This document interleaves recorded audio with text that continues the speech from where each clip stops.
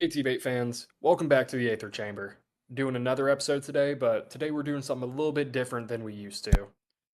Instead of just going straight into covering the volumes one at a time, looking through individual sections, we're going to be doing a big overall ranking of all of the volumes and where we personally put them.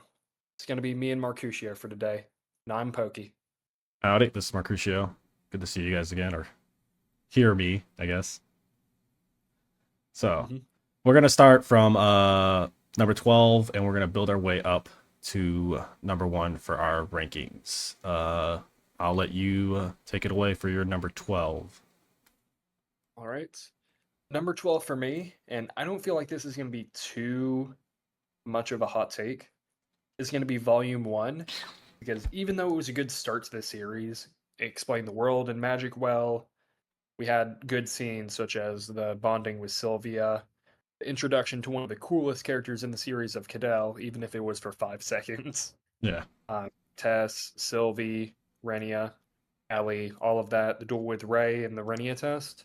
All of that was really important and all, but just as a setup volume, with it being the first, it does have areas that the latter volumes improve on, and it was Turtle's first work. So I'd say it was a good setup, but ranks at the bottom for the books. yeah, I definitely full heartedly agree on that. It is my number 12 as well. It's the setup. It's a lot of people say it's generic because it's an isekai. It has very similar things to what Mushoku Tensei, a jobless reincarnation. So people kind of say it's like a copycat of it. Like that's how most isekai start. If it goes through the whole childhood process, yeah, I can see where people are saying, oh yeah, it's a very similar startup. But you're having two different characters being compared, and they just are at core go about learning their world and everything completely different. It sets up the magic system different right away. We already get dives into it, how it all works. Uh, Mhm. Gray or Arthur, when he reincarnates, is already at the very beginning of Prodigy. He picks up very well right at the beginning, unlike Rudy's takes him a little while. But Gray establishes he knows how to use his prior knowledge and not manipulate, use it to his advantage and grow strides and leagues faster than everyone else, developing his core at a young age, um, establishing that he's an augmenter, but he can technically kind of already understand the grasp of conjuring. Uh, but it also gives us glimpses into the duality of him as a character. We get the Gray glimpses of Gray's past life, but we are setting the foundation of what Arthur should be and how the world operates as a whole. It's pure volume Right. setup. It's nothing more than just setting up the world, its initial steps, introducing us into the magic characters, who the main cast is going to be, who we're going to see around Arthur a lot. Uh, Definitely, the TBATE has a lot of intensity going on in the later volumes. Diff one doesn't have as much. There are glimpses of it with the Cadell and Sylvia. With the bandit ambush, we get a little bit with him trying to survive in the Elshire Forest. But definitely is a rough start because it's like I said, Turtle Beast's first writing. It shows the potential of the story, which I can understand why it gained traction because it right away spins away from your typical isekais and kind of shoots shoots the tropes. It doesn't follow the tropes too much, besides the overpowered protagonist. But that will be something Yeah, that is he's completely shattered uh, later in the story. And for the we didn't now say this earlier, but for those who haven't actually read the novel, if you're just a comic reader, this is going to be heavy spoilers once we get past volume 6. For those who are only on season yeah. 7 of the comic, so it's going to get heavy after that. hmm Which might be sooner rather than later, Yeah. but one of the things I think that Volume 1 also did that was really compelling is set up Gray as, pun fully intended, a morally gray character in his past life. Oh Like, yeah. he did atrocious things. Yeah. We get little I believe remember he mentions it. We get a referral to the genocide, but we don't fully Mhm. get an understanding. Wish we got a little more on that, but we kind Right. of get more on that later in the story.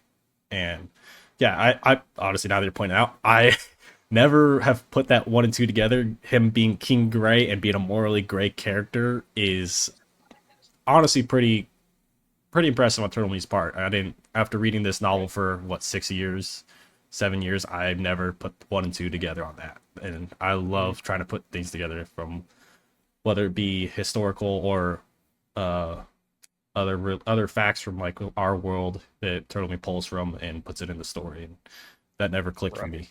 So I that's good I to could know. probably do a whole short just on the lore of Gray's country in general. I honestly have a script already made. I'll probably put that out in the next little while. Yeah. And one thing I think that the for all the qualms that are fully valid towards it, one of the things that the anime I think did well was kind of emphasizing the horror of Gray as a king. Like it fully dives into the genocide, even starting off season 2 with like mass killing of people. Like it fully has like a nuclear bomb level thing happen Yeah. where there's just like the shadows on the ground of where people used to be. Yeah. It's I'm conflicted on that being revealed early, especially with also the teaser of what happens later in the volumes with the voice at the Yeah. beginning. Anime definitely has some interesting story beats to it with new things going on, things introduced in the season or how the pacing goes. Yeah. It's definitely a new take from a different person's perspective on TBATE than people who have been following it for years and Turtle Me himself on the story. So, but that's a different video we'll talk about at another time on the anime and Mhm. everything. But Yes. I That's think its own episode fully. yeah, um, yeah, core take for me on the volume one being number 12. It's just the foundation, everything. It sets up the building blocks for the story later on. Yep. So And do you want to start us off with rank 11? yes, I will start us off with rank 11. I I don't consider this a hot take. My 11 and 10 I don't consider hot takes, but for rank 11 I would put volume 2. Mm. My where did it go? Where did it go? Oh, but I didn't want to put it in there. Come on. Nope. This one. Yep, there we go. Volume 2. It's a solid progression, but still very early stage of the story. Um Sure. we get Arthur going on his adventuring, which is a nice little build of his character. We get to see, well, not really get to see, we get to know he does on his adventuring time. He spends time not using magic and just getting used to his body and using a sword without magic, which was definitely a downside he noticed in volume one that he needed to get used to his new body, the size of it, since he'd been a full grown adult for 20, 30 plus years now. So, Right. um, we get the after he does that, we get the big fight, which honestly, I love. We get the Elderwood Guardian. Hmm. Um, what else? Fight with Caspian. Yes, we get the fight with Caspian, which the anime does not show. It shows Which is Arthur's. tragic. It just shows how skilled of a combatant Arthur is, even just as a kid, or Gray is as Arthur as a kid. Even with the body, he's not fully understanding magic and stuff. So, but I think the Elderwood Guardian fight really bumps it up. Uh, well, it's we get to finally fully see Turtle Me's fight choreography and everything come into situation or in writing. It's first test. It's a really big fight. You got multiple characters involved. It's not just like the bandit fight where Arthur's kind of spectating. Arthur actually involved in the fight, and he's having to deal with not just the Elderwood Guardian, having to deal with probably one of the most the hated characters in the entire story, Lucas, which is rightfully Yeah. deserved. And once that all ends, we get his little continuation after that into the school arc at Zyrus Academy, which is in its part interesting, but I think it kind of lacks on things it could build more on. Um, though we do get introduced other more important characters later in the story or later in the volume, like Gideon, which one of my favorite characters because he's a eccentric, crazy character. Uh, Right. but it's still building the world. We're slowly getting introduced to things how Arthur's influence for his past life is now coming into effect of this world with his invention stuff given to Gideon, and that is but it comes into effect later in the story. And but the reason I have ranked so low is that it's definitely overshadowed by later volumes where we see a lot of things come to fruition. That's fair. I have a different volume for my ranking here, and this might be where the hot takes begin. Uh, I have for rank 11, volume 12. Ooh. I mean, I fully kind of understand that. We don't have a we don't. What was the title for volume 12? Uh, Um, it's like apotheosis or something. yeah, apotheosis. It was. Apotheosis, Yeah, yes. because I remember talking about that in the Discord in Common Eternal about like the whole meaning of the volume and what it Mhm. means. Wasn't it a chapter name? Like, I think so. I don't remember exactly. I'd have to go back and look through, but 'cause I API, remember reading that chapter and then the name being announced. yeah. But Mhm. you can continue on your ranking Yes. of it. The reason why I put it at rank 11, which for a book so late in Turtleme's career sounds insane. Um, Quite frankly, I feel like as an ending volume, it kind of fully misses the mark. It's a for at least the portions in the beginning where he becomes a clan head of the Archon race, Lewin clan, goes on the adventure with the Asura, the like children Asura, like young adults, not Yeah, even 1,000 years old. They fight a random beast for pretty much no reason, and it feels like filler in the final volume of the series. Like this is something I would expect from volumes 2 through 5 Turtle Me, not anything after book 6. Along with that, revelations such as Dragoth, someone we expected Zeus to fight, just being dead, Agrona being alive, and then the whole thing with the march over to Tigran Kalem just felt kind of hollow like to an extent. hmm. Then once they get there, Arthur gets his fourth layer, Byron dies, Salrit dies, and it just feels like he's trying to do a textbook ending, Yeah, trying to do the stakes, but the stakes feel empty. no, yeah, I get that. I fully agree with it. Did feel hollow. Like a lot of people definitely say that, and it kind of felt a little rushed. There were Mhm. things cut off, and yeah, the whole Ephiodus part where he's with the younger Asura training or going on the hunt, the Great Hunt or whatever they call it. Right, Definitely could have been filler for earlier in the story when things are a little more calm, but he wasn't at that power level to be with them. right. Um, Honestly, volume 5, I feel like it could fit in pretty well, but yeah, just here, you know. it was weird. It was a weird insert. It's like, why are we spending so much time in Mhm. Ephiodus when there's other stuff going down? Getting introduced these Right. characters, which later on don't even play a part in the whole grand scheme of the story. It's They like get put in he's a bunker. yeah, it's like he was setting up.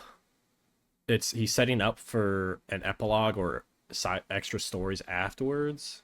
Hmm. But as far as we know, he isn't. But we don't know if he actually is. Um, which I Right. would love to see because like the whole thing ends and Arthur essentially is going to teach the next generation how to be prepared and protect the world because Right. well, Because with him making that new world of Pax Corotana, yeah, like it's a completely different structure. With the relic tombs being straight through the world, Ephiatis just being rings around it. Everything's more interconnected. Yeah. but everything's so also feels so suddenly different. Like Arthur losing his key for, or sorry, his Aether for key, which is out of nowhere. Kara becoming president. Geolis, the ancient catastrophe threat to the Asura themselves, randomly wakes up. And the Hmm. Deva, the threat just briefly mentioned in 2 or 3 chapters, is on its way. Yeah. He definitely introduced some things that seem like he has plans for future, like maybe side stories or like side Yeah. chapters, like little one-off spins that might get introduced into the comic. Like Virion and his girlfriend. Yeah. So it's definitely I wouldn't say it's really a hot take. I have a feeling a lot of people definitely rank volume 11 a lot lower, or rank it as low or somewhere in that middle area of the ranking. I mean, Mhm. it's not that you're not that far off from where I put it.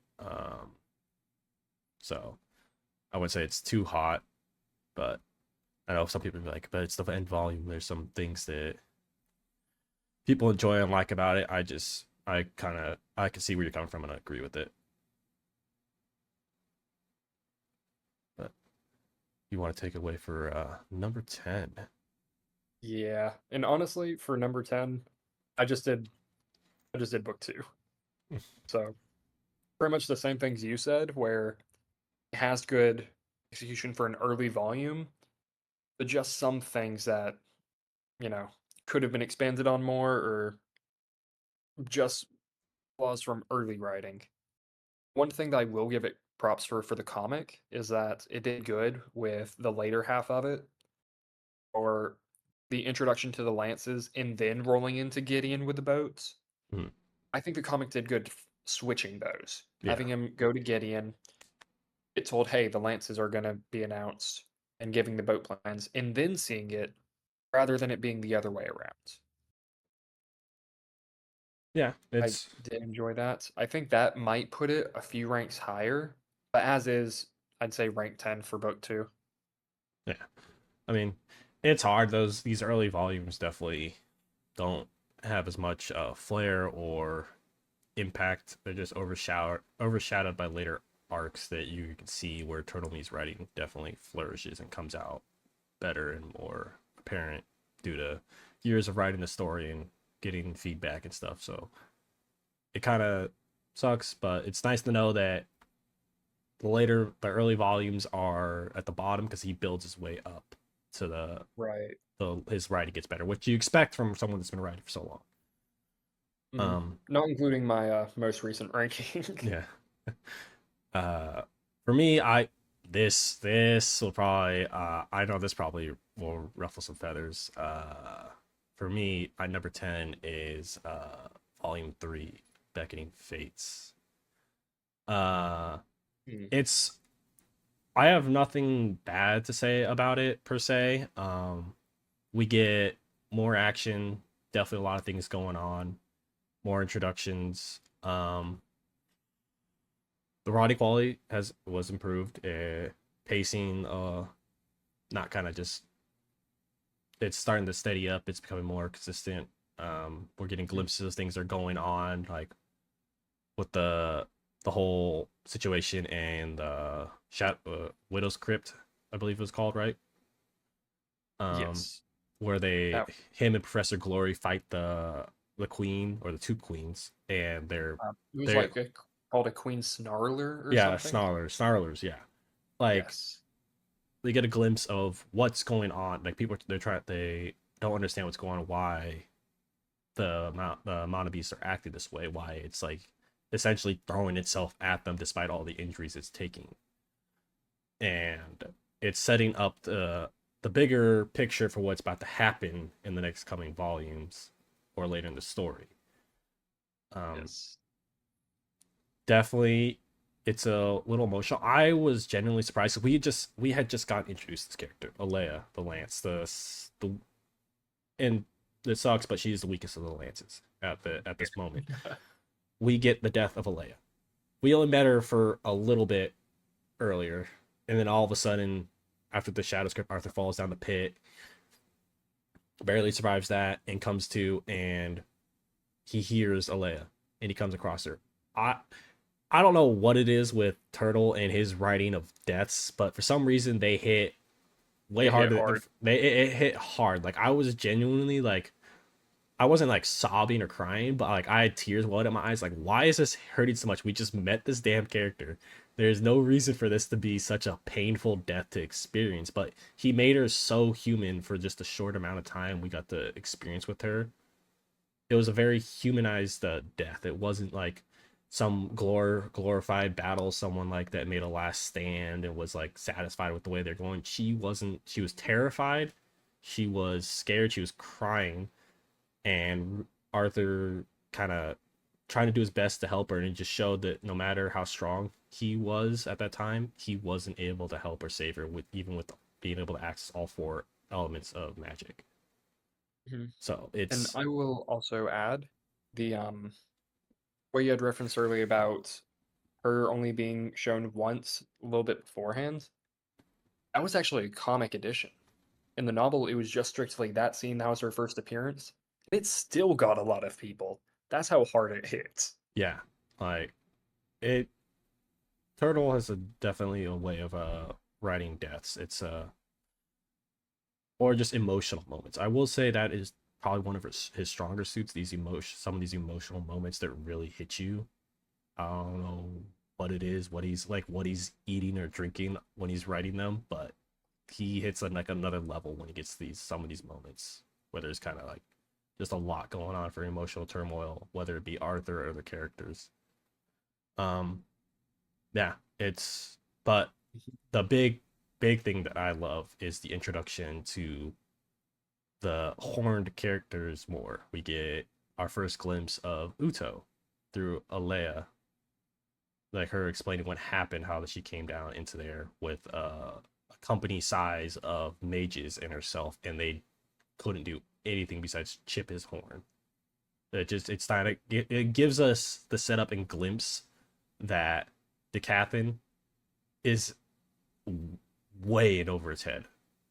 Like this isn't this whatever's setting up, whatever's happening on the continent is about to be big, and it's not gonna be pretty for Arthur and those living there. So Right.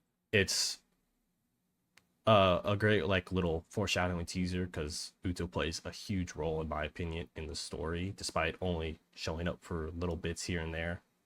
Hmm. So I that's why I have it at 10. I have the first three volumes ranked low just because like they're the setup, they're the building of everything. I know volume three probably not much so more as building, but more of like just it's setting up the next couple arcs, so it's gonna happen and everything. But I just it didn't have as much. I love when the stakes are high. When Hmm. like we're like seeing like oh shit, like there's things that Arthur may lose, things that may happen. So like these lower volumes for me are definitely more so when the stakes aren't as bad or high in a sense. So Doesn't feel as real yeah, until you hit Alea.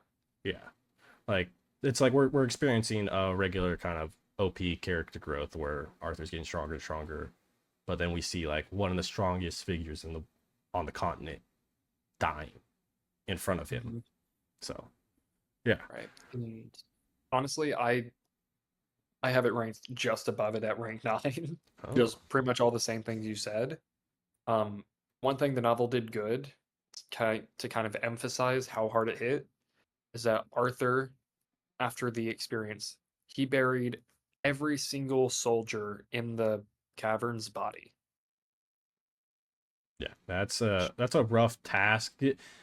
People forget just because he is has the mind of what a 40, 50 something year old man doesn't mean that isn't emotionally taxing and draining for someone burying what a lance, and I think there's like 100 to 200 soldiers at a company.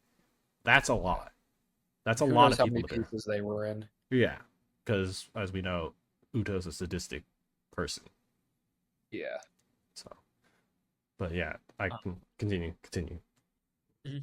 For this volume 3, honestly, you summed it up, I think, better than even I could have.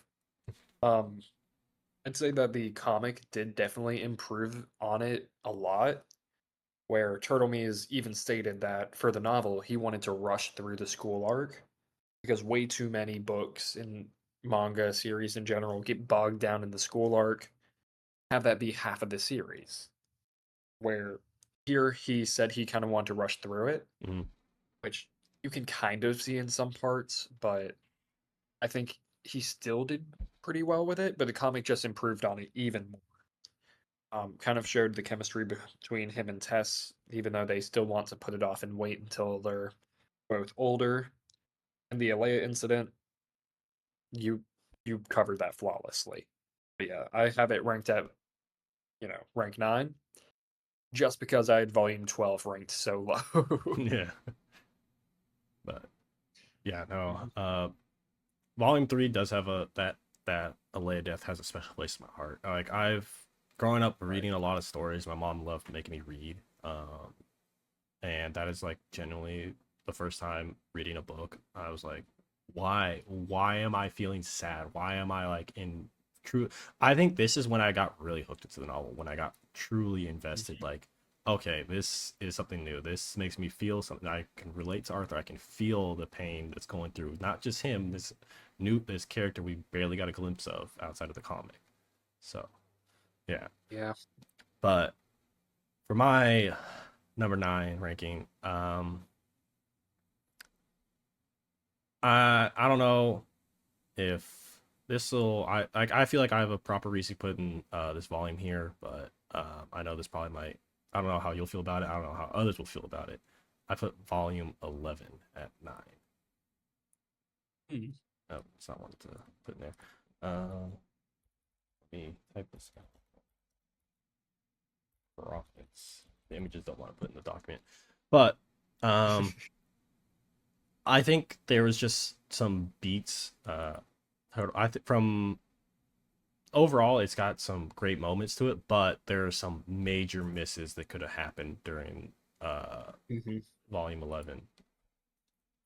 Um, we get a little more glimpses of the Asura politics, Ephiodus, glimpses what's going on there, Arthur spending time there. Um, we get the final major battle of Decathlon with well, major battles on it. Yeah, essentially the final major battle where everyone's rushing to figure out where the hell Arthur is. Like he's hiding in the fourth keystone in his little pocket dimension. We're trying to figure out where we get glimpses of the alternate timelines. We get to see we get Turtle Me's last and final teaser and punch the gut for me and the other Kara fans of him having a timeline where he does get together with Kara, but then of course Agrona has his plans. She's ultimately ripped away from him, and Cecilia is placed in her body. How what happens essentially the same as Tess. Um, we Mhm. get the Agrona finally coming to Decathlon, being involved in things, not just sitting there pulling the strings like a puppet master from the shadows, and instead of just seeing him through Cecilia or Nico's eyes, we actually kind of see him come in and essentially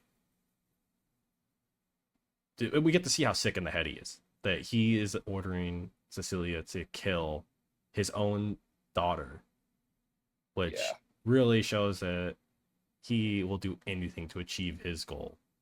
Um, the reason it's ranked low for me is there's a lot of missed opportunity. Like I said, it lacked focus on Cecilia and Tessia. It Mhm. should have heavily focused on that because we kind of get more off-screen development of Tess, which becomes a little more mature through sitting back and experiencing Cecilia's Earth memories, which I think Eternal Me should have had a full on like arc, not arc, but more so like glimpses of that where she gets to witness. 100%. Because then it gives us more, it gives it more depth to Cecilia. Because all we've gotten for Cecilia on Earth is from Arthur's eyes. We never get to know what she experienced, what happened.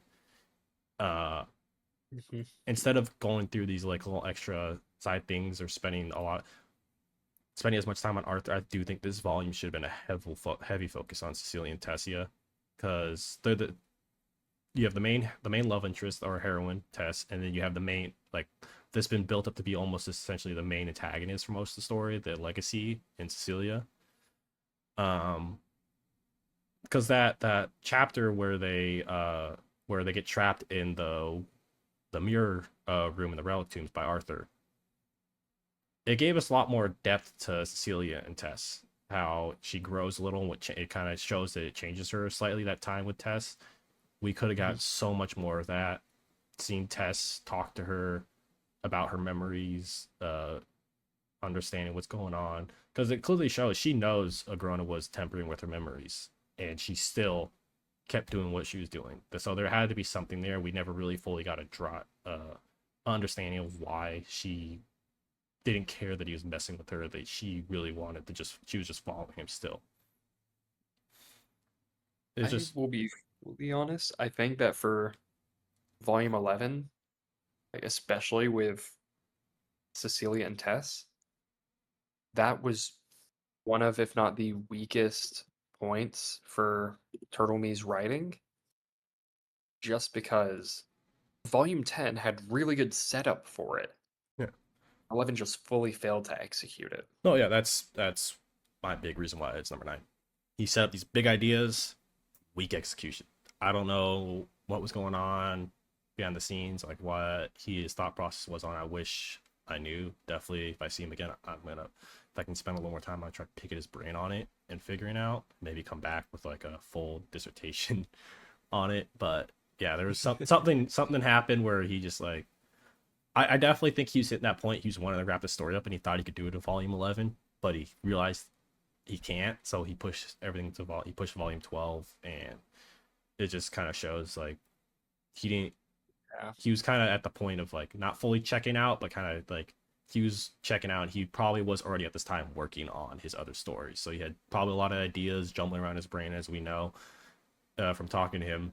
He isn't the best at keeping track of everything, so he introduced stuff and beats that he didn't fully tie up in this volume. Hmm. So I This might sound mean to say, but I don't think volume 12 should exist.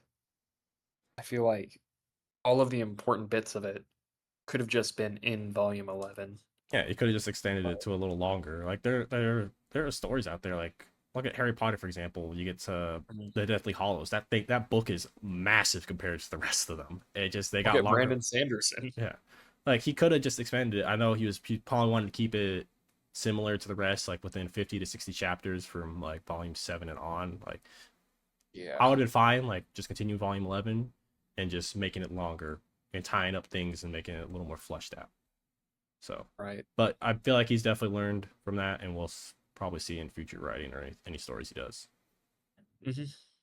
Um, I actually have volume 11 ranked at rank 8, just above it. Uh, Um, the reason I have it ranked there is the start of volume 11, I felt like did have good setup in some ways, where I would put it above volume 2 and 3, mhm, but just kind of we still do have the bitter aftertaste of what happened with Aldir, mhm, like kind of lack of execution with that. Then we go into the relic tombs again to see Ceres and all in the relic tombs, help save them.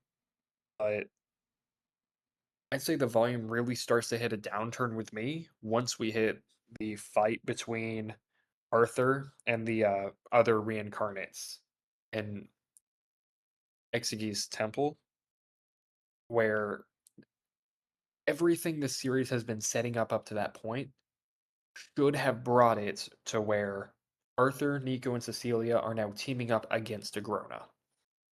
yeah, Everything is set up for that point, or at the very least, they aren't fully pro Agrona.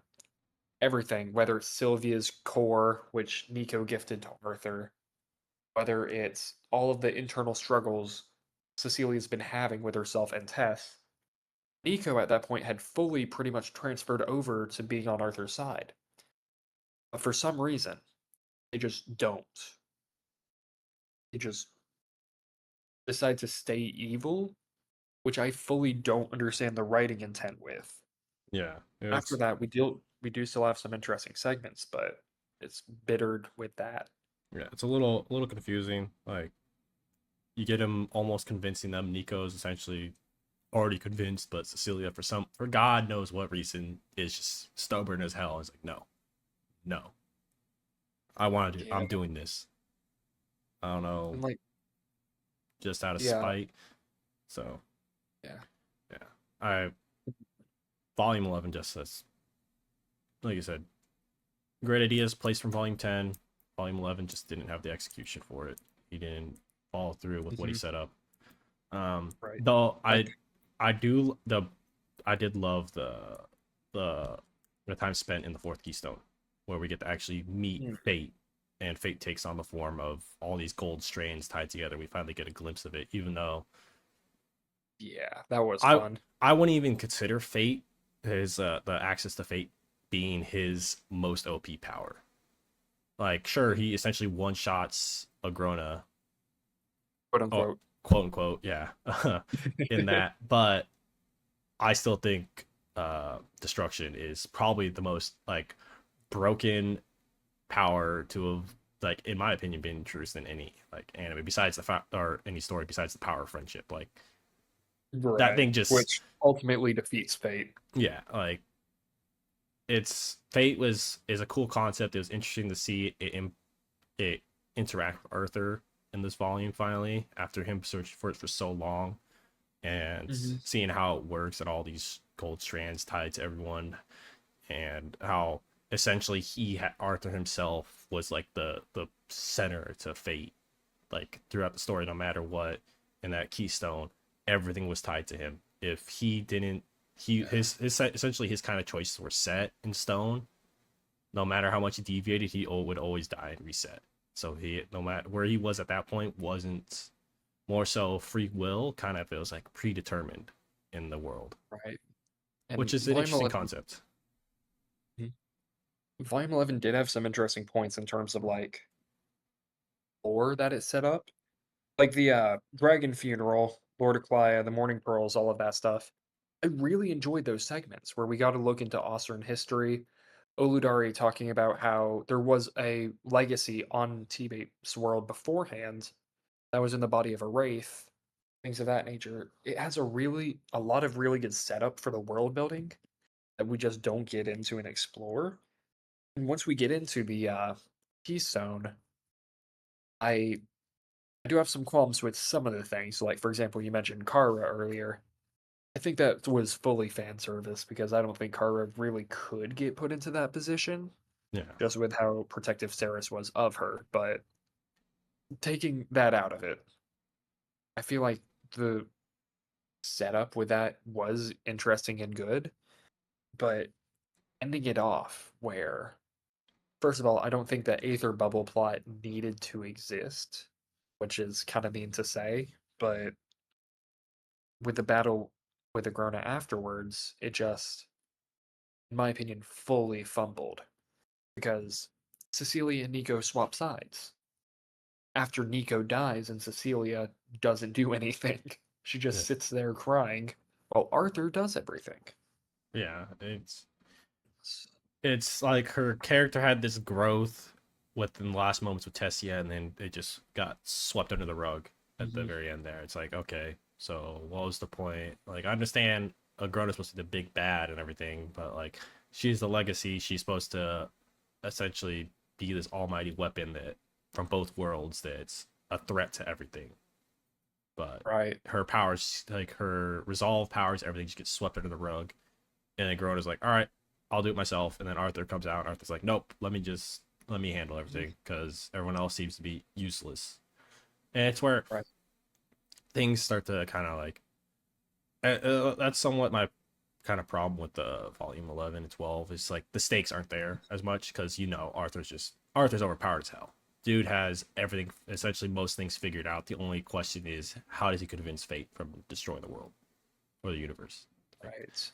that's the And one lingering question at this point. He has just too much power to where even the average or the higher tier Asura can't even handle him. The only people able to stand up to him would be Kezis and Grona themselves. right. So And along with that, the theme of the entire series is like defying fate, living a life better than your last, everything of that nature. yeah, But Turtle says that for volume 11 and the reincarnate plot as a whole, the theme is repeating fate.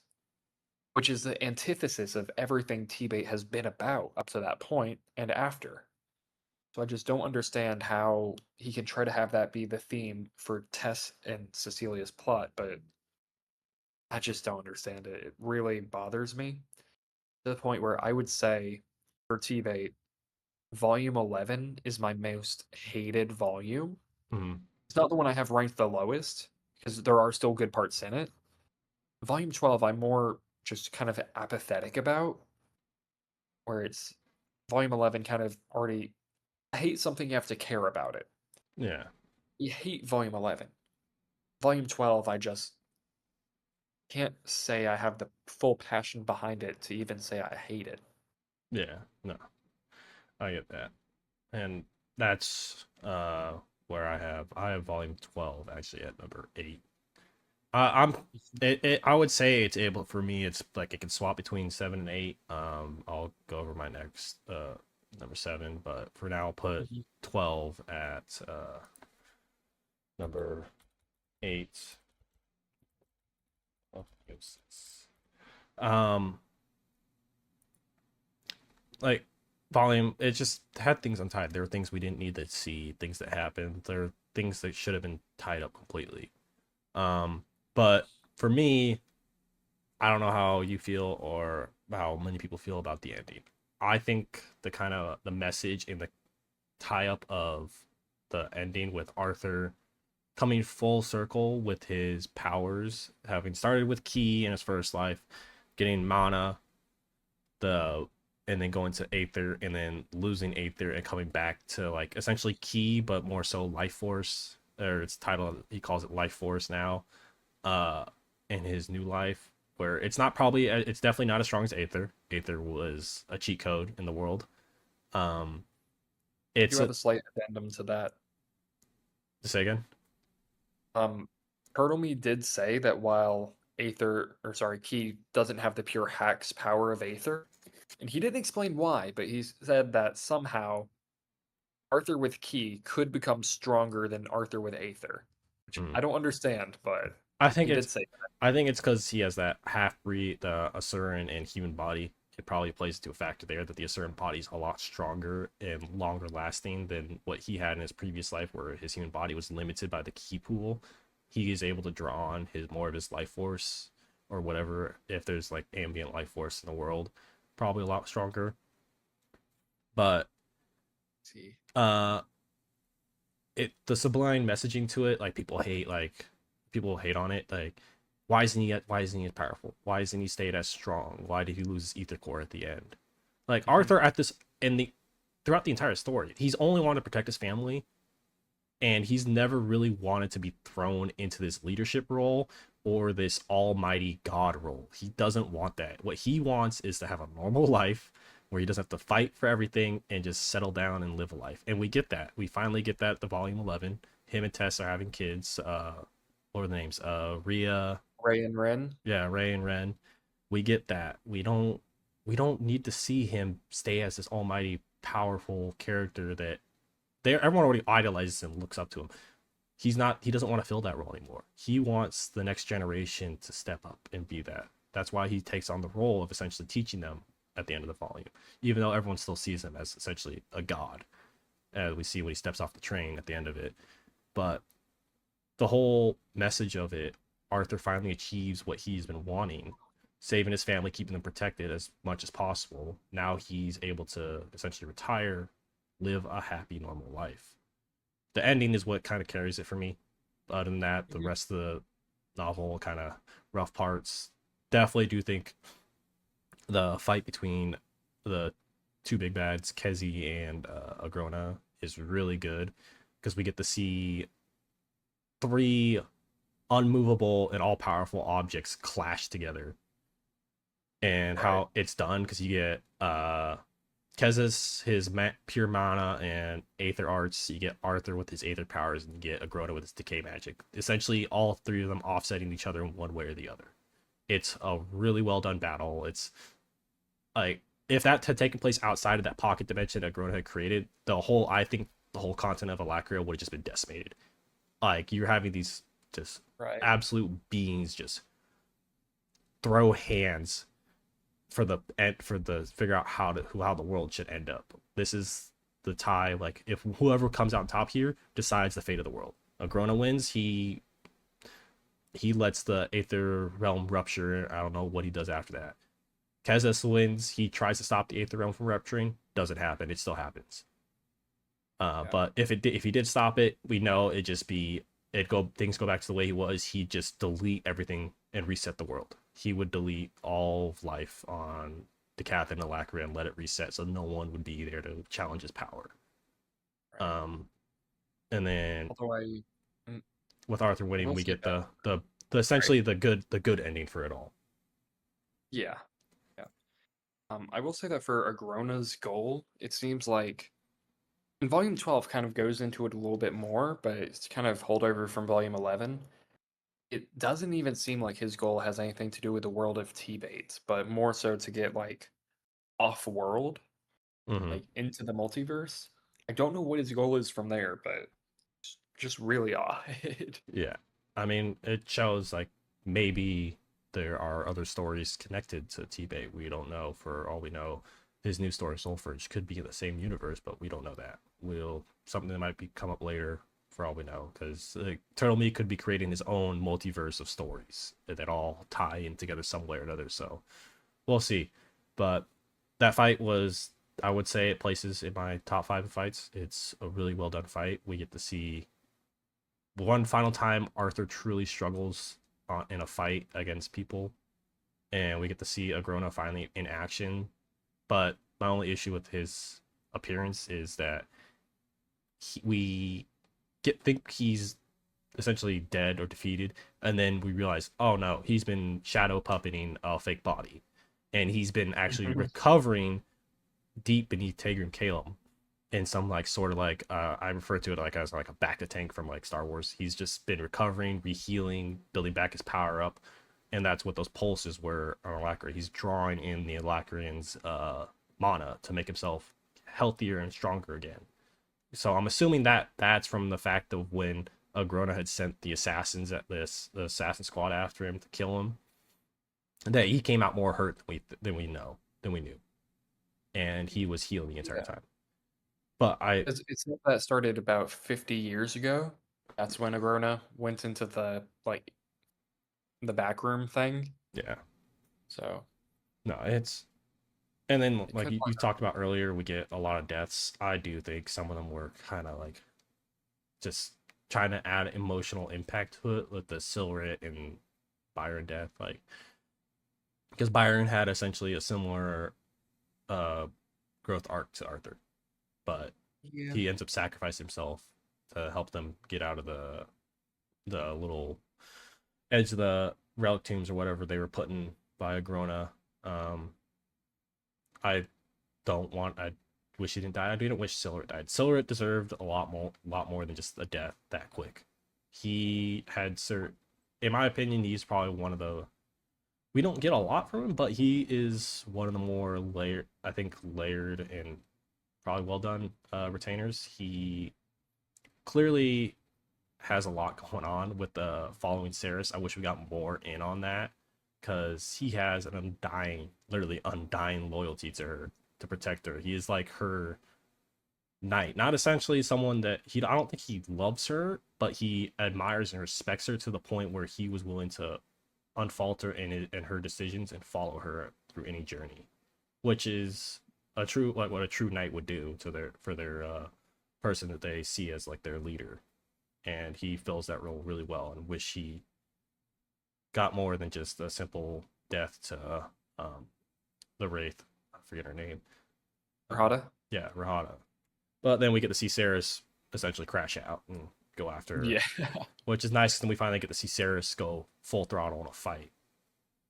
So hmm yeah, that's where I have volume Turtle 12. Turtle stole Byron X Melzery from us. Yeah, I think well, I think there are some probably some good pairings that could have happened amongst from the lances and the sides and stuff or retainers and such, but we'll hmm never know.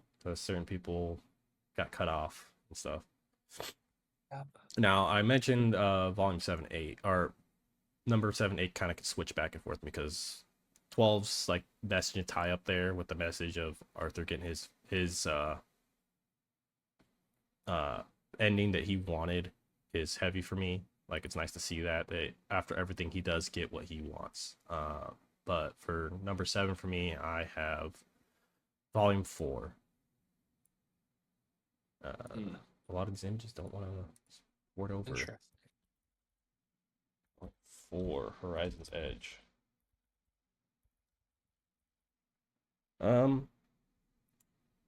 Big thing for me. It's Arthur's him moment. He has his moment where he fully lets loose, not just on a mana beast or something. He lets loose on another human or another sentient being, essentially, with Lucas. Downforce moment.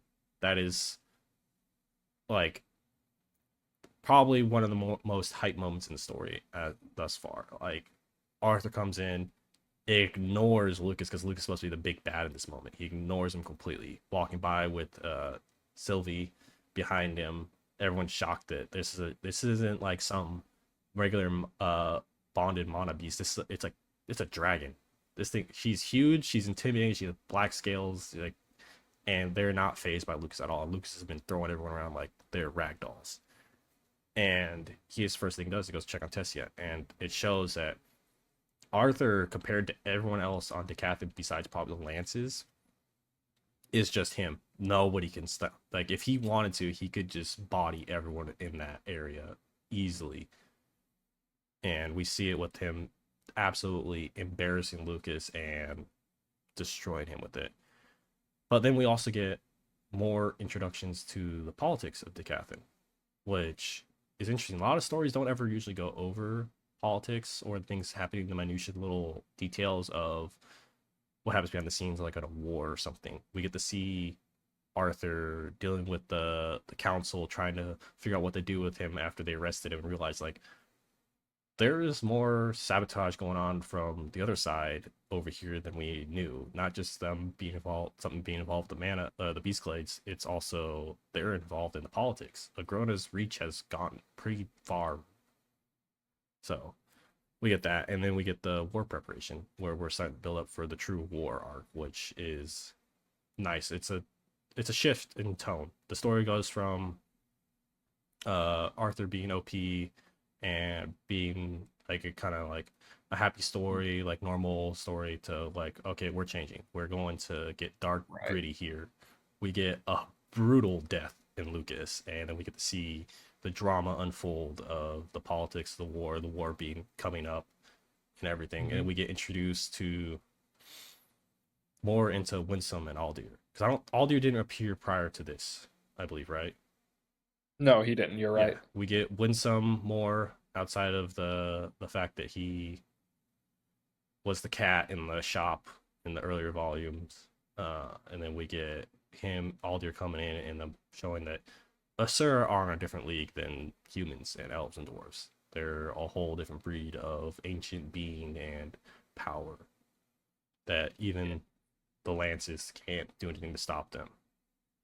And even they don't fear the kings and queens of Decathlon, more so the kings and queens bend to them like they're nothing. And Arthur still is like, I don't care how old you are, how long you've lived. If you're gonna be an ass, I'm gonna be an ass too. So Arthur is clearly never having dealt with like essentially gods before. He doesn't care. He's like, I will do what I want, and if you're there to support me or offer me help, I will take it. But I'm here for myself. I'm here to protect my family. And if it conveniences big fish in a small pond gets dropped in the ocean. Yeah, it changes the whole scape of the world. Like we fully are now like there are bigger fish out there than just humans, dwarves, and elves. There are these beings that are ancient that have lived for eons that could easily just wipe a continent off the map. Right. And have.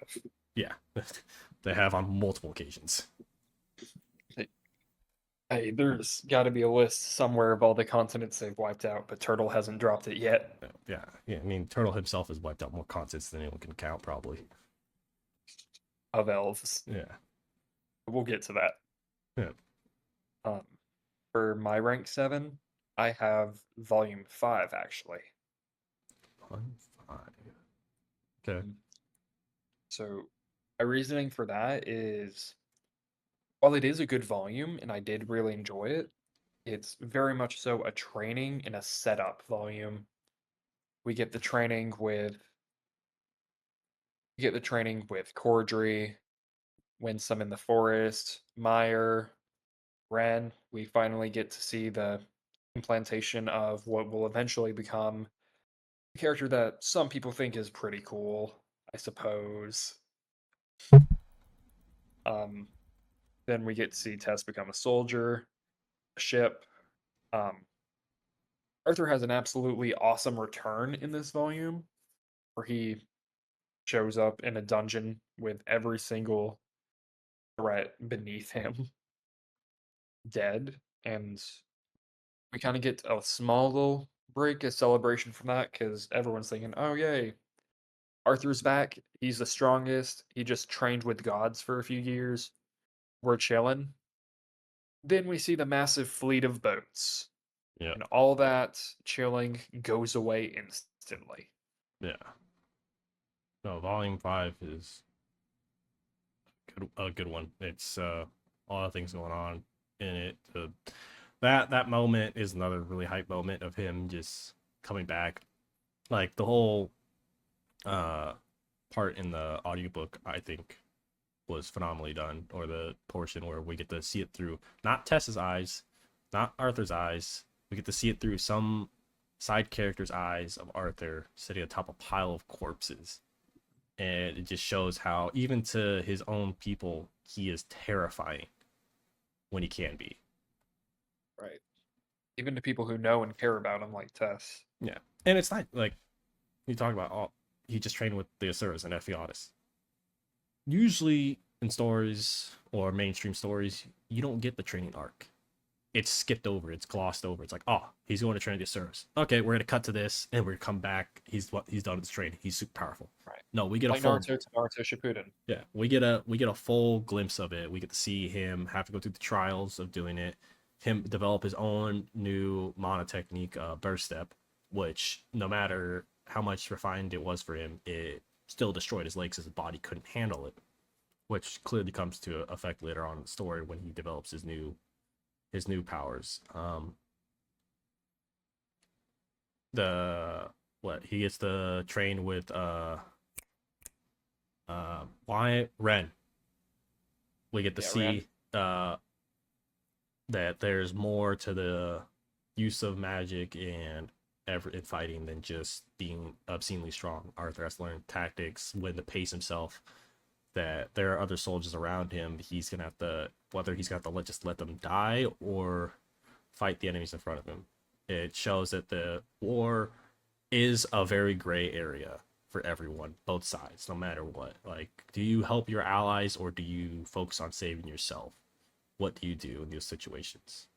So I think Mhm. that's uh where I have volume 5. I have it at 6, so it's probably another one that might be interchangeable with 6, 7, 8 are can or 6, 7 can bounce to volume 4 and 5. They're very well done. Right.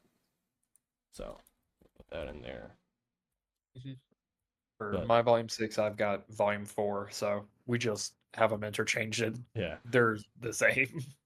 no, they're good, but like these ugh, Right. these top 5, these like oh oh I don't I get excited Yeah. just wanted to talk about them. They are just For so good. real. Like the bottom, like up to rank 6, they're good volumes. Yeah, But past that, we hit the point where each one of these could be an episode themselves of us just rambling about what we like. yeah. So we're probably gonna have to restrict ourselves a little bit, Oh yeah, but yeah. No, we're still gonna talk about the hype. yeah.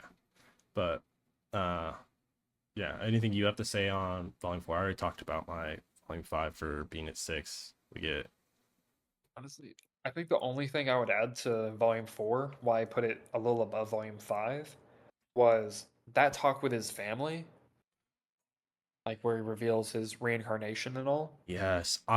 That hit hard. I always forget about that. Like I don't know. That's always a big moment. I always like kind of gloss over it. Like I always forget like in reincarnation stories, isekais, you don't usually have the character tell those closest to him.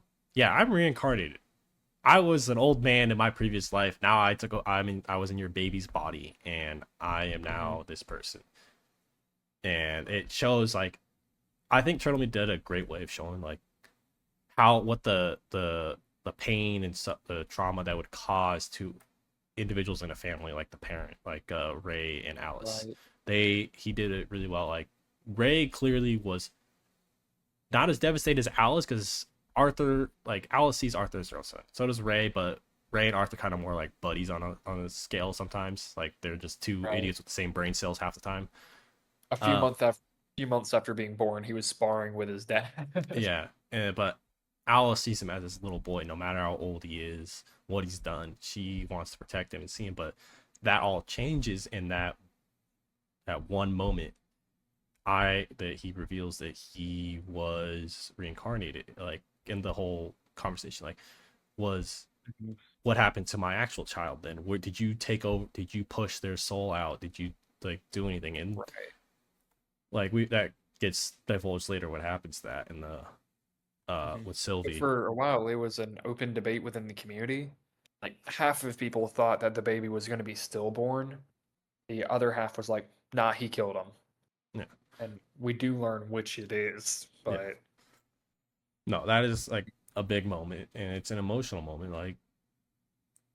If I Arthur's shoes, I don't know if I'd do the same. But would I yeah, like you're going away for how many years? Like this gives your two, parents three time years. gives your parents time to digest. Well, he's supposed to be going away for what 5 years training, if I'm not mistaken. Yeah. But it gives them time to digest. But no matter what, going back, that thought's gonna linger in the back of their head. Nothing's ever really truly gonna be the same. Their tensions are always gonna be a little tight, and it shows in the later volumes that it is, and it Hmm. sucks. And we'll get into that when we get to the specific volume that comes into Right.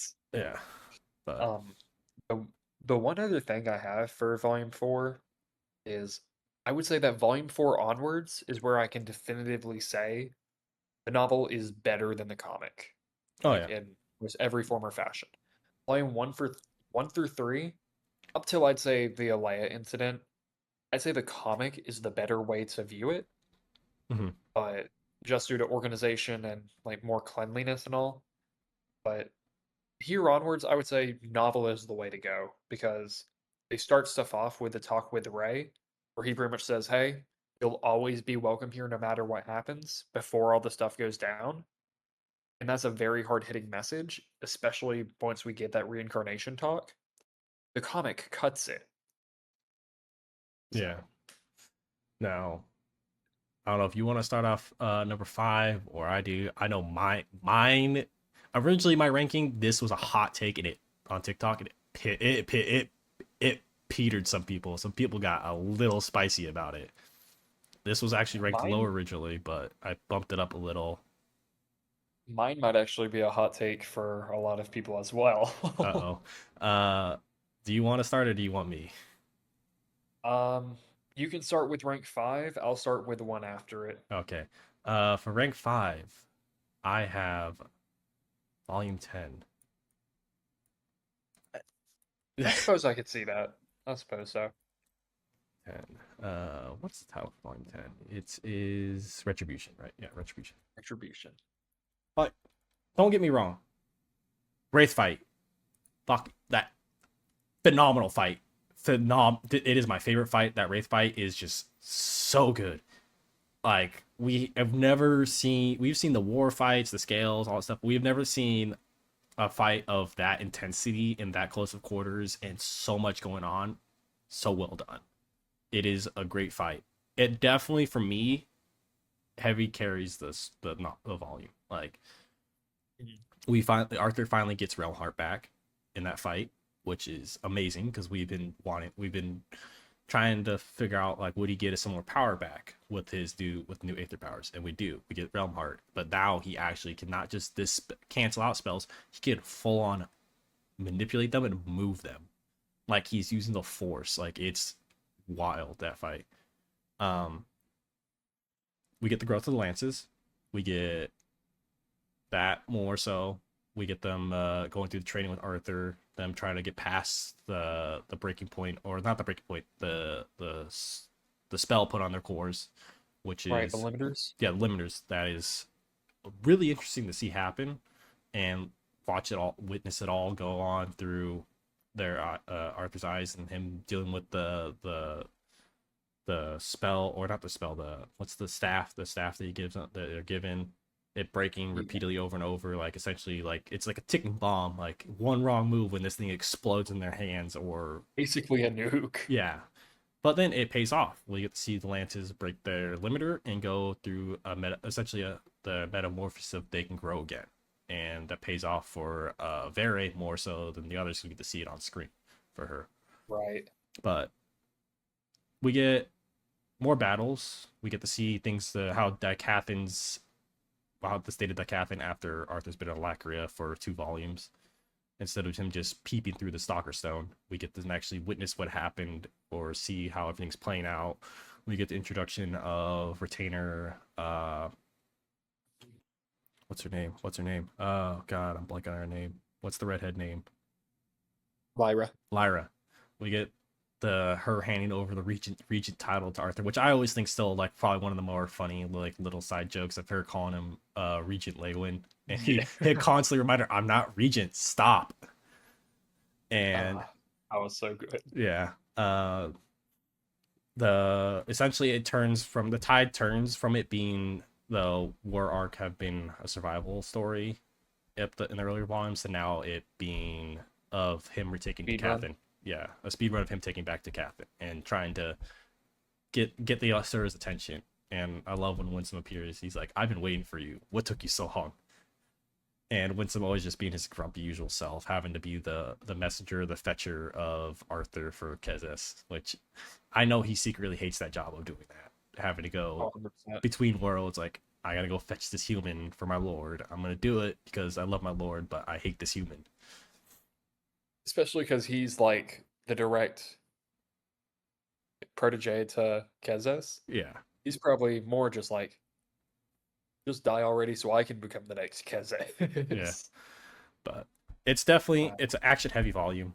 Love it. We get to see Arthur fight, get to use his powers full throttle even more now. So instead of just in the relic tombs, we get to see it scale to the real world of where the characters in that world were previously stronger than him are now. Like, okay, this guy's too much to handle.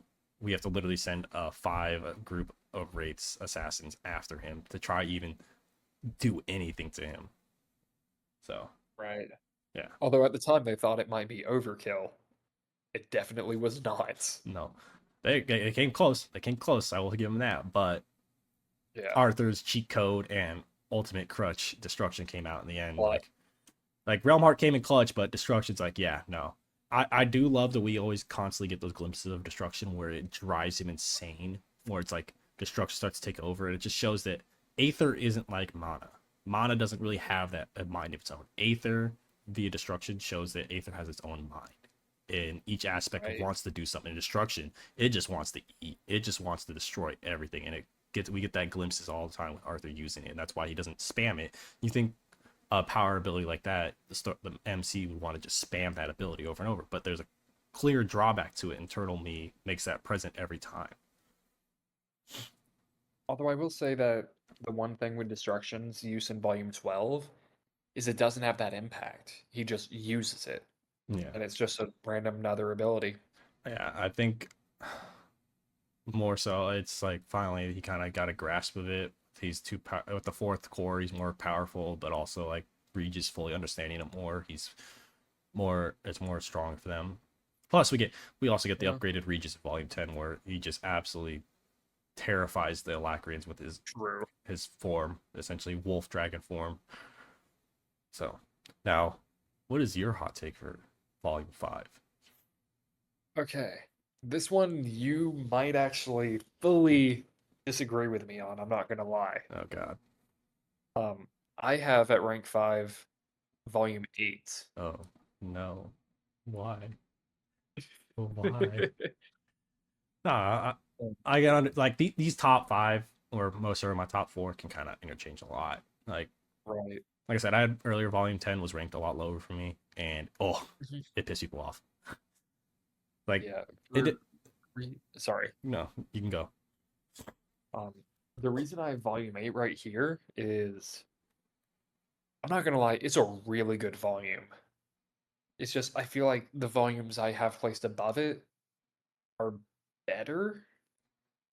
Like volume 8 has a lot of really, really good sections. The start where his monocore is just gone, and now he has like he's fully into depression mode. He's if Regis wasn't there to save him, he probably would have committed toaster bath. Yeah. Like we go through the adventures of going through the tombs, creates his core, fights the chimeras, gets brand new abilities such as destruction, takes the lava bath, fights the giant serpent's moon thing in the convergence zone. Um, I don't have it ranked lower because of these aspects, but stuff like the LE POVs, Oh yeah. No. I feel like at the very least with the Tapis read through, where it was all in one big chunk, that definitely weakened the volume. But the way it is in the ebook spread around the volume, that's definitely better. Um, it's still really interesting to see. I just feel like it could have been a little bit improved. Stuff like the mirror room is really compelling, really interesting. The snow zone, while a bit of a lull, is still fun as we see Hara and her horns revealed. He gets God Step, which is like his big ability for the time. Um, and then we get to see the first Jin Remnant and Aldir, the big boom, Yeah. Oh. elephant, no elves. Where Turtleby gets his where we finally realize Turtleby has a thing for hating the elves. I don't know Yeah. why. He said it's because in all other fantasy they're treated so well. He had to change it. I fully agree with that. Elves have been spoiled in every other fantasy. Like it's kind of a breath that's a breath of fresh air, but it's also like, dude, you have I feel you like he made up for it. yeah, he's got you That's him alone. you put these guys through hell. Not just one elf, the entire population of elves. The Yep, all the but like two. the Alacrians were targeting them constantly. The World Eater. The He humans were constantly targeting him before that. yeah, it's like okay, I kind of get it. Like He can't get a break. yeah, no, I understand like why you have it at five. Like those LA POVs can definitely hurt it. Right. They hurt it a lot. Like there, it also reading it. It's nice having it spread out on the ebook version, but it's like we're right in the middle of Relxums, and then we go to an LA POV. Like, dude, come on. Why do you're getting the good stuff and then you just cutting it out? Like, no, go back. I want Yeah. to see what's going on with Arthur. When I listen to an audiobook and I hear the chat name and I hear Ellie, and I'm like, nope, skip. I'm like, I don't want to. I already know what happens. I don't care. I want to go back. I want to Yeah. relive these moments that Arthur Especially spent. because it starts off fighting a slug. Yeah, like no, I And want. We're I learning about have something new some here. right. And I have some theories about why they're all bunched up together on Tapas, but because like whenever they were posted was when Turtle was going through his heart troubles. Mm, So at least my theory is that they were meant to be ebook only originally, mm-hmm. because we get stuff like that in Volume 7 with Dim Tunnels. I think that was originally what they were going to do, but Uh, then with that, he had to get chapters out weekly still, so he just used that backlog for yeah. that. I could be wrong, but that's just my theory. I think it was yeah, I think it was probably stuff he cut originally probably and he's like, yeah, I'm gonna put it in. Put it in. Yeah, like Yeah. cuz I want to make sure when I'm writing this stuff like for the Relic Tunes and Alacria, it is really good. And it was like oh, I'll talk about it when I put a Right. volume made Once up. we get to your part. Yeah, cuz I Um, will geek out about that.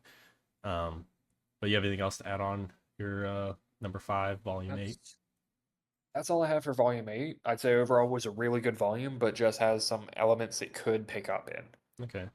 What I have next is a shout out for rank 4.5. I have volume 8.5. And I'm not going to spoil anything from it because I know you haven't read it, Hmm. but it is a really good volume with some very hype moments. I cannot recommend it highly enough. Um, that's just a shout out I've got. Yeah. For those listening or watching, the reason I haven't read it, despite being a huge TBATE nerd, is because I thought personally, I never asked anyone. I saw Ellie on the cover. I was like, ew, it's gonna be Ellie POVs. I'm gonna avoid that at all costs. That's And actually Lilia on the cover, not Ellie. oh, it's okay, good. Then yeah, Pokey informed me that it isn't any Ellie POVs. I'm like, okay, now I will find the time to go read it. So yeah, I will eventually read that and add it to my ranking. I probably wouldn't be surprised if it gets up higher. Right?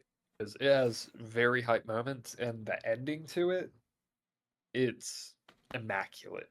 Okay. But we can go ahead and hop into the next stuff. Either you can take rank 4 or I can. Let's have you start because I think you said you had a hot take on it as well.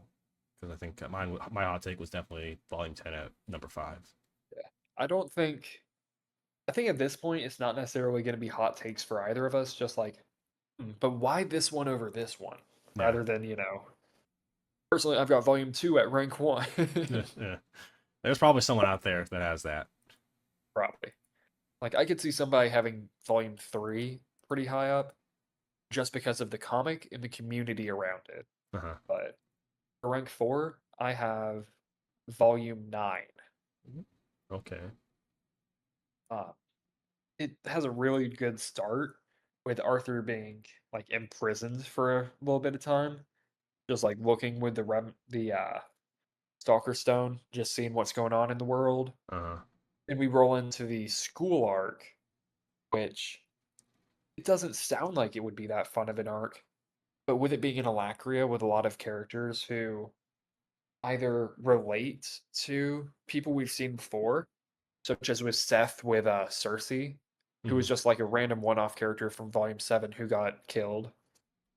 He's her he's her brother. Yeah. We get to see that. It's It's nice. right. We get to see the impacts of what Arthur and Dicathin do. Um, then we get to the roll into Arthur doing random tasks with Kara, such as breaking and entering, going into the relic tomb some more. He gets a second layer, his Jin armor, and talks to the second Jin remnant for the Aether blades. Finally figures out how to make swords of Aether.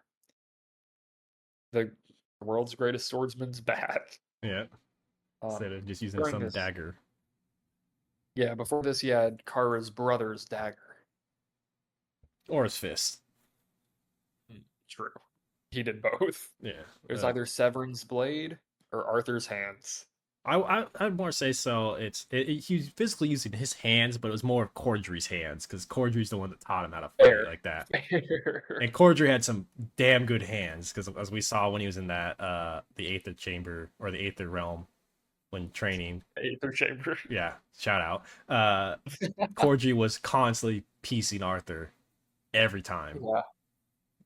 He was full on just instant one punch man. Yeah. Then we roll into there's a talk between Saris and Aldir, which really just puts the hype behind Arthur. Oh yeah. And then of course Victoria. Oh, the I first don't the think I first even tournament need to arc. explain. Yeah. Like that's the Well, nice thing. Like you said earlier, Turtle Me didn't want to spend so much time on the Zyra school arc because so many people get stuck there because they do their tournament arcs. Like yeah, we didn't get a tournament arc TBATE till way later, and it was I want to swear it so was bad. It beautiful. was amazing. Like so many POVs. We get to see it from Seth's point of view, Arthur's. I think Mhm. we get a little Kara's on it, but it's so well done. We don't just get to see Arthur do things in the Victoria. We get to see Nico POV in the lead up too. Yeah, we get all these different things. We get little flashbacks of what happened prior to it, the lead up, the build up, everything going on. The Right. whole Alacrian arc is coming to culmination finally. really is. Like, I think this volume 9 is where the series reaches its peak. This is where, like, I would say in the Victoriad, with the death of Cadell, that's where the series reaches its pinnacle. Yeah. Um, so we also get to see stuff like Seth and Mela kind of forming a little coupling. Yeah. Um, Cadell has a second form that he's never used before. Yep. Just goes to show how much of a beast he actually is. Uh, there's a whole video I have on why Cadell is so dominant. If you guys want to check that out, Nico just gets one shot by Arthur, not even a competition. We get to see best girl from Lacria, Mawar. Cecilia is revealed. We get to like finally actually see her, Hmm. rather than it just being, is this Tess or is this someone else? Yeah. Like we did back in Volume 8. Um, we get to see what I would consider the best fight in the series with the Lances versus Tassi. Um, and then following it, we have Arthur versus Tassi, which isn't as like I wouldn't say it's top 5, but it's pretty good fight. Yeah, it's a good fight. I do wish he had come up with a better one-liner than God Killer. Like, Yeah. that's pretty generic. Like, it's a cool thing. It's like a cool moment, You're but not like, 12 anymore, man. yeah, you just instead of saying Godspell, you said God Killer. Like, there could have been something else there probably. Right. Like we could probably think of some stuff right now or like later, but like You can call me the Terminator.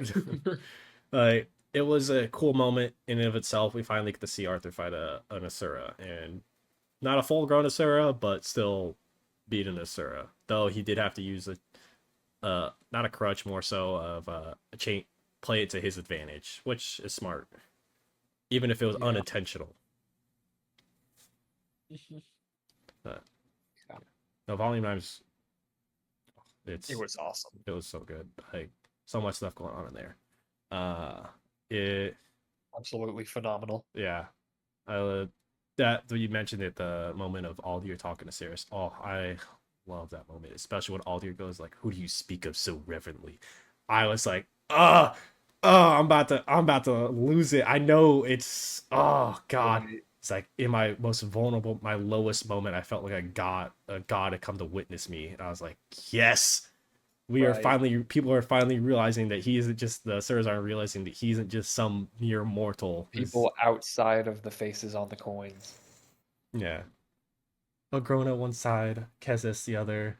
When you flip that coin, who's staring back up at it or staring down at it? It's like, oh, that the just the wordplay in that whole like exchange was phenomenal. Right. And Like, meeting in like the wastes of Eleanor where yeah, like nothing is left. yeah, yeah. Ash. Like we said, like you said earlier, we could probably just spend whole episodes talking about this. I Yeah. don't want us getting derailed because I know eventually we will on one of these. But for my It probably number, could be this one. yeah, my number 4, I have Volume 6, Transcendence. Ooh. Uh, where is there? There's a remastered one for it. Yeah. Like, don't get me wrong, these top 4, all to me, all phenomenal. They could all be interchanged. Well, maybe not number one. Number one for me is gonna stay number one. I don't think that's competing for me. Okay. 4, 3, 2 could definitely be changed around for me. Transcendence is to me a complete turning point in the entire story.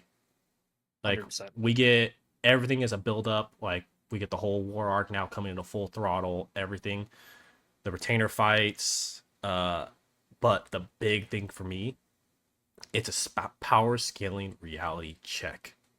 We go from Arthur being this OPMC so far, beating everyone else he's fought pretty easily, to him barely surviving his Jagrat fight, to Uto and Sylvie, or Arthur and Sylvie versus Uto. Like it was close at first, but then it just turned one sided. It was a reality check. Like Arthur is nothing compared to these retainers, and these retainers aren't even the strongest soldiers of Alacria. Uto was just a medium sized fish in a large sized pond, the large sized ocean that is Alacria's powerhouse. Like, and I think like that whole shift where he loses it, going from it becomes now a survival story. He is now trying to survive the war. we get so much going on. We get the reveal of Sylvie's human form at the end, but then also the reveal of that Agrona can easily infiltrate the most secure place on the continent. Like, it just Yeah. shows like the captain's way over its head. You're not gonna win this war, and it is a whole thing. I love it. I just love the tone shifts. So like, because you usually don't get that in stories. You don't get that like, or you usually don't get the MC just being absolutely battered in by someone. Like usually they come out on top some way or another. Like sure he came up on top because the plot saved him with Saris, but I wouldn't technically even say that was him coming out on top. it's That was that was more just a lifeline that had to be thrown out there. And yeah. like people say like the plot saves, like the whole point of this story is for the plot to come into effect. Like it's not a Yeah. story of someone just constantly winning. Like you need to The see the plot is ups. the story. Like you need to see a character lose his battles. You need to see the up and downs of it. Like it's like Star Wars, prime example. Empire Strikes Back. Luke is a Jedi, but he isn't as powerful, and he loses to Vader, and then he comes back stronger. Like there's the whole growth here. Like he's been growing up to build his power. He's strong, but he's not. He's got to hit that. He's hit the ceiling almost, and someone reality checks him. Like nah, dude, you aren't him. I'm him. Even though they're not really that character. Like there's someone else above them in that tier. Right. I'm him Yeah, of the retainers. yeah. And I love Uto. I wish we got more on him. I do think the sudden kill off him was anticlimactic and kind of set disheartening. There's so much potential to Yeah. him. He was, at least that how I perceive it, Uto was the complete opposite of everything that Arthur stood for and was the character. Uto was sadistic. He just wanted to fight. He wanted to kill. He wanted to see absolute destruction on every scale. He just wanted to be there and witness everyone's lowest points and torture him. And his whole goal was to put Arthur at his lowest point, and he did. He kind of mentally broke Arthur, but he overall he physically broke him. He beat him on a scale no one else has previously. Right. And I fully. Hello. Did Oh, I hey. miss a recording session or something yeah, by any Yep. chance? Oh, shit. Is- I'm sorry. Oh, you're all good. Hey, we have a pop in for Mackin. Say Yeah. hi, Say hi, everybody. Hello. yeah. Hello. We're doing a ranking of the volumes right now. Oh, okay. I see. Yeah, Right now we're at rank 4. yeah. About to go into rank 3. But I think that's all I do have to say about volume 6 of why it's my number 4.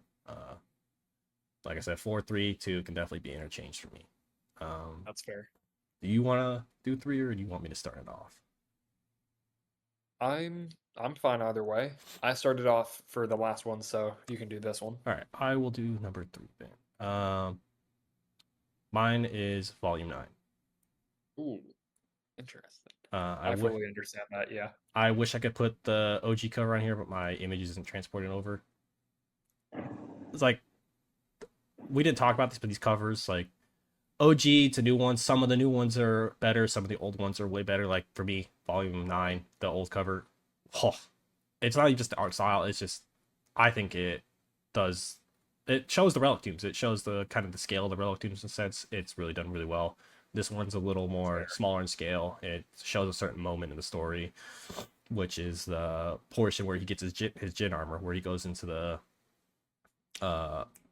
tunnels with Kara and Regis, where Arthur has to play the role of a lady servant or servant for Kara, and Yeah. we get that little emotional moment between him and her. Like she asks him why are you like this, or why do you do this? Because he says, I owe it to everyone I know to come back stronger. So we kind of see like his kind of drive for being an Alacrian, staying there instead of just going right back as soon as he got out of the relic tombs and volume 8. So, and you get the school arc really, really well done. Like I thought it'd be boring at first, but like it was really interesting to see the, like you said, the tie-ins from previous characters, like with Seth and Cersei being tied together. You get to see his mental turmoil and or mental struggles dealing with the Alacrians. Like these people are technically my enemies because we're at war with them, but also I'm starting to understand, humanize, and relate to them, and that Right. they aren't all bad. It's just they have given a shit situation under a shit ruler, and they These can't are do it. children. Yeah, they can't do anything to do it. Maybe if I can help them a little, things might change. And he gets that through ally through Kara, where it shows that even the older Lacrians question what they're doing in Agrona, and it shows that even that seed isn't just far from Kara; it's a little higher up too with Ceres. We get glimpses that Ceres doesn't fully have her chips in with Agrona. She has her chips in on Arthur, even though she thinks he's dead. He's dead, and then Kara reveals to Ceres that he is alive. Like, or that she pieces one and one together, and doesn't tell Kara till later who Gray is. And we get the whole leaning more into the King Gray persona, the cold, like calculated character that Gray is. But then we also get the counter to that, Regis constantly pointing out Arthur's hypocrisy and irony behind what he's doing or what he's feeling. Like, dude, it's amazing because Regis is a more in-depth character than people realize. He isn't just a comedic relief in the story. He is Arthur through and through. He is there always to reality check or question Arthur on his decisions since Sylvie isn't there. Sylvie is the heart for Right. him. Regis is that like logical reasoning to behind Arthur's decisions. Like, are you sure you want to do this? Is that the right thing to do? I'll stand In the by silly you. form of it. Yeah, I'll stand by you. Even if it's in quip stuff, but he always keeps Arthur true to himself. He always trying to keep him there. Um, Yeah. then you get the Victoria. Oh God. Oh, We that can rant that. yeah, Victoriad, amazing concept. Like it's a big tournament that's not just involved in the schools, it involves the retainers, the sides, involves the entire continent. It's only a rare thing that happens, every 5 years, I believe it happens in the story. It's supposed to. Um, but we get to see the Arthur's teaching of the students in no mana combat, hand-to-hand combat pay off, then where one of the students wins the whole tournament. Seth, despite being a scrawny little kid that couldn't do anything, he's able to come out and win some fights. And we get to see these small little relationships that Arthur has with these young kids form, and it shows that Arthur is actually a pretty good teacher, even though like during Xyrus he was teaching kids around his same age. As now as an adult, he's done a well job. He does a great job of getting the basics across these kids and building bonds with them, even despite not wanting to see these Alacrians as humans more so, and where he wants to see them instead of as enemies. But Right. yeah, the whole Nico fight, oh, amazing to see the one shot, and then the Cadell fight Yeah. where we get to see Arthur not be composed during an actual fight. We get to see him have a total mental breakdown. As Regis says that you're like a child throwing a temper tantrum. You have no idea what you're doing during this fight, and Regis had to step in and save his ass. And it shows like without Right. Regis, Arthur wouldn't have made it far in Alacria. He would have Yeah. probably died either in the Relic Tombs or to a Scyther retainer. Like Honestly, Regis has been a big help to him. if it wasn't for Regis and like if he actually thought Ellie was fully dead, the second he gets out of the relic tombs at the end of book 8, he's just using destruction on Yeah. everything. Yeah, no. Regis kept him sane through the entire little training. Yeah. I'll go into Regis And more. But yes. And it's also crazy how um like with the Victoriad, like Turtle has stated, if it wasn't for Regis, like with destruction and all, Arthur would not have won. yeah, The best he could have done against Cadell is stalemated him, and even that is a best case scenario without destruction. yeah, no. It's Is insane. That just goes to show how powerful that guy is. yeah, Cadell is the pinnacle of the sides and rates. He is like the next best thing below Nasura in terms of power strength on the Alacrian side. Yeah, Uh, so what would be your peak of number? lesser in strength. Yeah, what would be your number 3? My number 3 is actually My number 3 is book 6. Okay, so we're just swapping here. Yes, pretty much. My number 3 is interchangeable with my number 2, but yeah, book 6 is my rank 3. Just Okay. because of how good it is. Like the Lance promotion at the start, the meeting with Uto and Salabrit where Arthur crashes out, Yeah. like does that big blast of energy. The death of Cedri, showing that there's actually consequence and that just because there's a cute elf girl doesn't mean that they're gonna live. Hmm. The Jagrat fight, showing that Arthur is a big fish in a small pond thrown into the ocean, like I said earlier. Like he he does beat Jagrat, but it's closer than any of us would have liked. Yeah. Just because that's insane. Yeah. um, After that, we get the arrival of Saris, the celebration. We get to see Uto, or we see Uto come in after Ulfred's betrayal. We get to see Ulfred versus Aya, which is a gorgeous fight. Oh, yeah. Then Arthur versus Uto, which is a beatdown. We get to see a sliver of light followed by absolute darkness, Hmm. which Saris is able to rescue us from. But without that, the series just ends right there. Oh, yeah. There is no comeback from that. Arthur was on the ground crying. Sylvie was probably going to die, and just that would have been the end of TBATE. A grown up probably would have been absolutely livid, but that would have been the end. Yeah. Because at that And point, then no, of course, no legacy. right, and he reaches White Core. We get to see human Sylvie.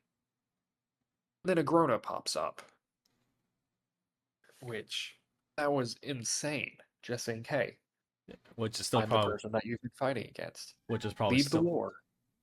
yeah, it's probably still the second biggest cliffhanger in the entire series. That moment Right. where like, a Grona can talk through Sylvie's body, and then boop, we're gonna wait till volume 7. Yeah, okay, Right. okay, Yes. We'll wait for that. yeah, and then he does the same thing. He totally does the same thing with the comic. You get to know a Grona can talk to Arthur, and now we're gonna wait a whole year to see it on the next season. Man, I really can't wait for once season 7 is gonna get into the big parts. I hope its popularity explodes Yeah, because my God, is it gonna get good? oh, yeah. What do you have for rank 3? Oh, I was volume 9, Oh yeah, yeah. Sorry, never mind. volume Yeah, or we did just swap it. rank number 2 is the next one. Two. Yep. You want to start us off there? I can, yeah. Yep. For my rank 2, I have this might be a little bit of a hotter take for you, but I have volume 10. No, I can see it. Like I said, these top three or 4, 3, 2 can be very interchangeable for me. Just to start with the retaking of Dicathin, the funeral for Aya, um, the Wraith fight I actually wasn't as big on. Um, I saw the random getting of Realm Heart controlling other people's mana being a bit anticlimactic Mhm. because the Wraiths found the counter to destruction, where you just push out a metric ton of mana and just leave while it's eating the mana. Mhm. They found that, but Arthur just broke the mana, so it didn't matter. So the Wraith fight was a little less big for me, but the Lance fight was insane with Melsry and Byron, Micah and Beret versus Viesa. It was stunning, just awesome. Mhm. Then later, and we get to see we have Arthur meeting with Kezes and all, but the big thing is the Hearth, getting to see that Mordain and Chul, like all of that was awesome. And I can't forget Aldir versus the Dragons. Oh, That yeah. yeah, that was a great fight. Yeah. And we also did get a lot of sections with Cecilia and Nico. like them learning the truth about what's actually happening. Their like scuffle with Kairos. Um, we get to see like pretty much everything starts closing in on Sesklar, and Ceres like makes a last stand, puts up the shield around it. Solrit survives a fight with a legacy, and then close in even more. They break through it. Ceres is able to still use that to her advantage, even more so, I would say. Actually, Yeah. like kills a sovereign. Kara escapes to Decathlon, and everyone else to the relic tombs. It's just absolutely stunning. And then we get Sylvie's sacrifice, or Sylvie's revival, and Aldir's sacrifice for her. Like the chapter with Sylvie there was really good. Although I wouldn't say it's the best Sylvie chapter in the series, as we both know. Yeah. No, it's not. I didn't go over that, but yeah, like Volume 10 does have that great moment of Sylvie coming back.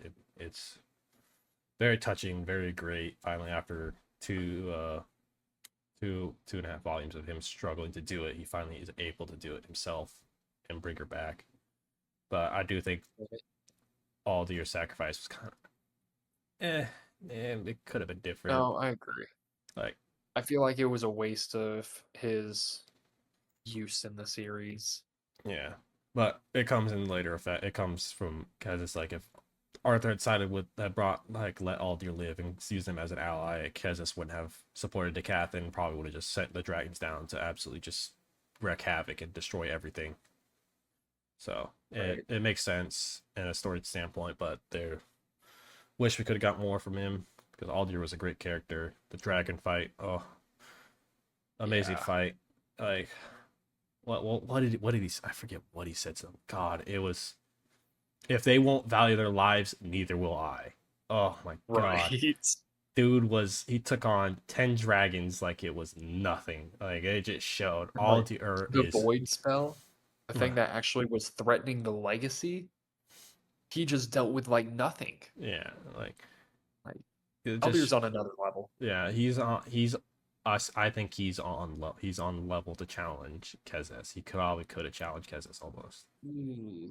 I don't know about quite on that level, but I'd say like easily clan head level. Like he would probably be able to box any of the others, Yeah. other than like Kezes, Agrona, Mordain. Yeah, dude he is fierce with Silverlight. Oh, 100%. and then Ellie gets Still upset we never got to see Ellie use it properly. I think that was just something that totally forgot to go through and actually finish out. Yeah. So maybe we'll see it in a later thing if T ever returns to TBATE. But yeah, again, I see why you rank it as number 2 though, volume 10. Oh, what do you have as two? Um, this one, I'm assuming you already know what I have ranked as number 1. I Yeah. have volume 7 at number 2. Ooh, never mind. Oh, Swapped it up a little. yeah. I don't get me wrong. I love Volume 7. So much going on. So much. It's amazing. The war arc, it is at its Right. intensest. There's so much things. Everything's going wrong. Nothing is going right. Everything It's so good. like it is just I don't like it kept me on the edge like, "Oh, what's going to happen? What's going to happen? I need to know. I don't want to wait. Give me more. Give me more." Uh it just the emotional turmoil, the fighting, everything was just amazing. Nonstop tension. Oh, I genuinely like tears were rolling down my face in this volume when Right. huge spoiler for those that have not read it. Um so I'd skip over probably the next like maybe minute when I think Ray they. I think at this point they're fully spoiled. yeah, when Ray is killed because of Trodius Flamesworth's own greed to protect the wall. That Yeah. hits so hard. That Sylvie chapter was so brutal. I Uh, still think it's the best in the oh, series. it is. It's like we finally get to see or understand Sylvie's side of their connection. Like Yeah. she isn't just she's sad herself, but she's feeling the entire full force of Arthur's feelings because the wall just crumbles. He had just lost his dad. The one of two, like one of few people in this life who understood and loved him unconditionally, no, despite being a reincarnated. Like he, it was so brutal dealing with that in the story. Like I love rereading it, but I also try to avoid it because that shit hits so hard when it happens. Like there's nothing he could have done. Like no matter how strong he was in that point, he couldn't protect everyone. It just shows how brutal the war is. There, anything can happen. So And it really makes the threat Agrona made earlier of like pull out or your family's gone hit so much harder. yeah, and then we see it where you can tell it shows even the tension still there between him and his mom, like about him revealing that he's reincarnated. He doesn't even go to his dad's funeral, and he wishes he did. He like in him and his dad's last exchange of words were them fighting. He didn't get to apologize. Like I can imagine like that, but must have been just so brutal for him to deal with. Like it was just unimaginable. The last things you exchanged with him were words of not hate more so, but like you guys weren't getting along at the moment because you wanted them to be protected and you wanted them to hide. When Agrona had literally just given you that option and you turned him down. And now you're trying to do the same thing yourself, trying to keep them safe, but they want to be there to serve and help those around too. And it shows that even despite one little decision he made where he wanted to be selfish and go protect the elves and Tess, he sacrificed someone else close to him for that decision. If he had stayed at the wall, maybe Trodes doesn't deploy the Bulwark division and his dad doesn't die. But Tess Tess probably would have got captured way earlier. Let's be honest there. Mm-hmm. She would have got captured when they took Elshire or Ellenwar there, but nothing he could have done. And that Silvert fight. Oh, I wish we got more of Silvert's fighting like that sword. Oh, so broken. Like it is probably like one of the top few things that have broken in the series. Like, dude, like just being able to divert attacks and spells by with that sword was Just at will. yeah. Like I imagine him and Arthur would have gone just. They would have been it was an amazing fight if they had gone full throttle still, like fully going at it for each other even more, like to a fight to the death. It would have been probably one of the best fights in the series outside of the Wraiths for me and the Cadell fight. Like it just would have been great. So yeah, I have it ranked at number 2. I know I know you have it definitely as your number 1, so I'll let you lead into that. Right. You already know from my thoughts about this volume. Yeah. It is so good. The whole scene with the wall, like shared affliction, it no matter when you read it, it's so hard. I don't think words other than the ones written in that chapter can properly explain it. Yeah. Like, Ray's death as a whole, alongside Sylvie's perspective on it, just that is the strongest chapter I've ever read in TBATE. Like Turtle was he was cooking like crazy there. Yeah.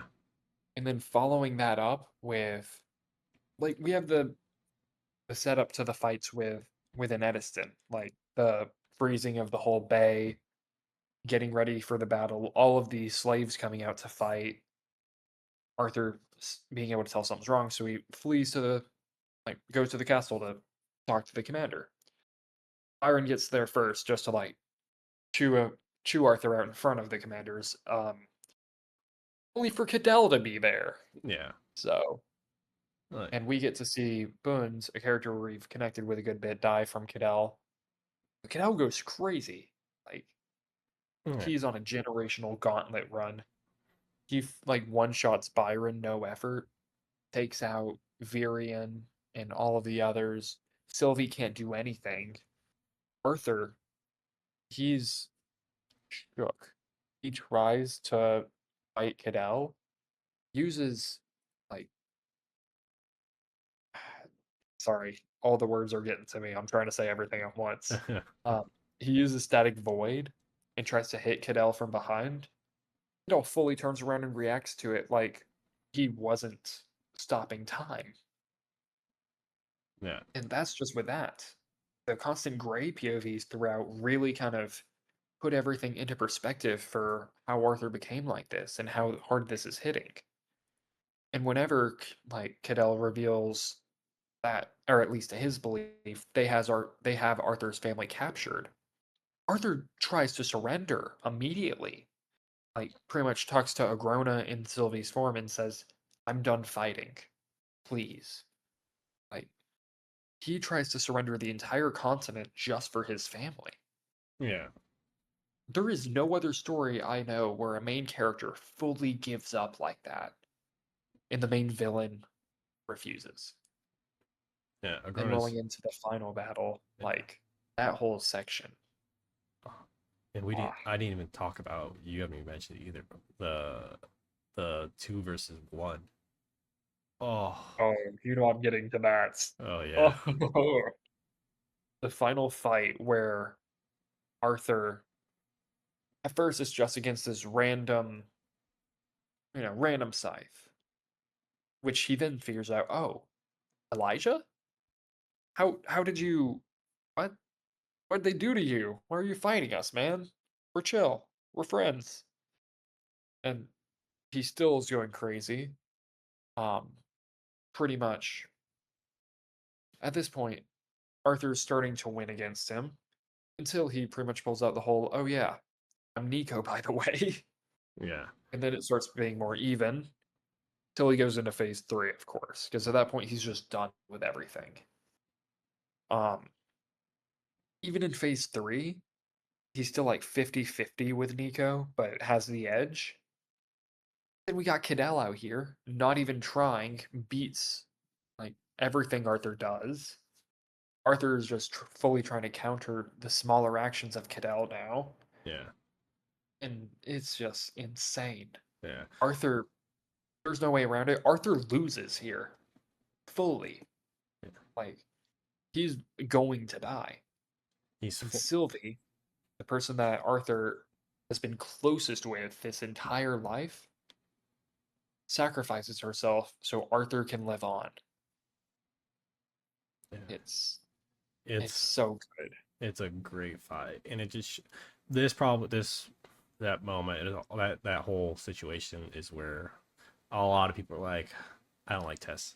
I don't like her. She did something stupid. And let's be honest, Arthur was going to do this exact same thing for his own family.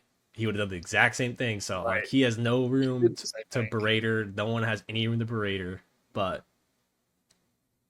what can you Right. do? Like I feel like anyone in that situation, either the situation probably would have done the exact same thing. No matter how logical the situation is, like you're gonna go try and see your family or save them at least. So Right. And it hits so hard. yeah, it's But yeah, volume 7 is so good, so good. like I said, volume 9 was the peak of the series. I stand behind that, but volume 7 is the best of the series.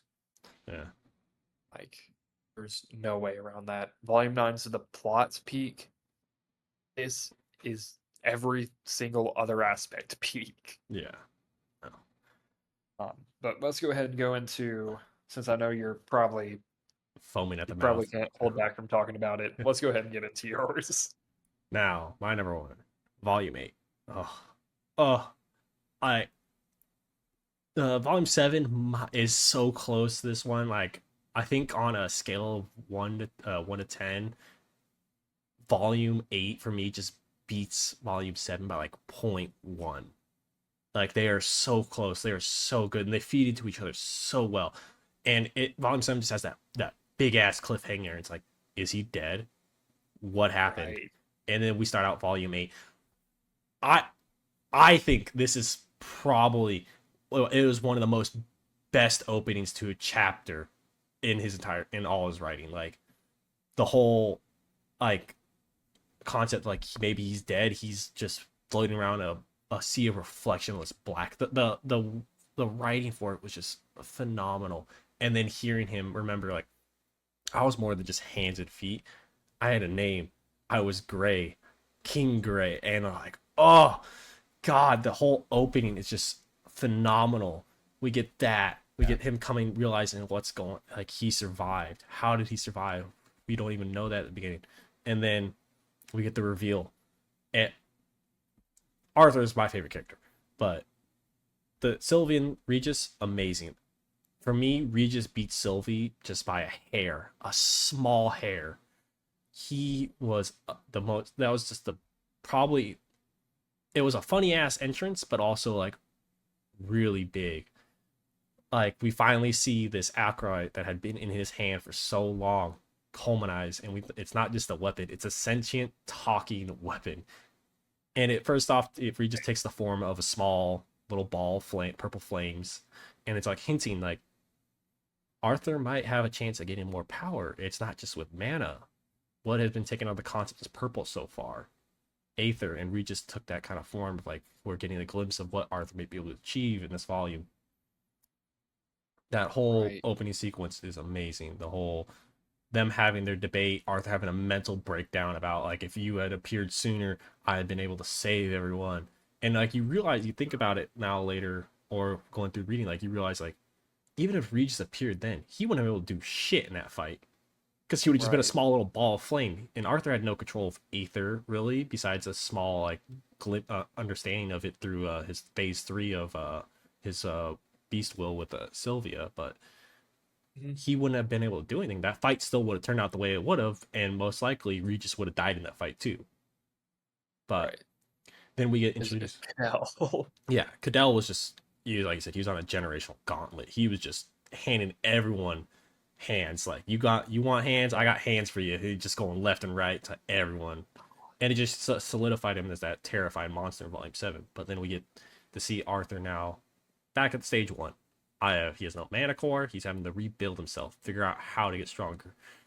And what's his first thought? I can see Aether. I'm gonna eat it. I'm gonna eat it.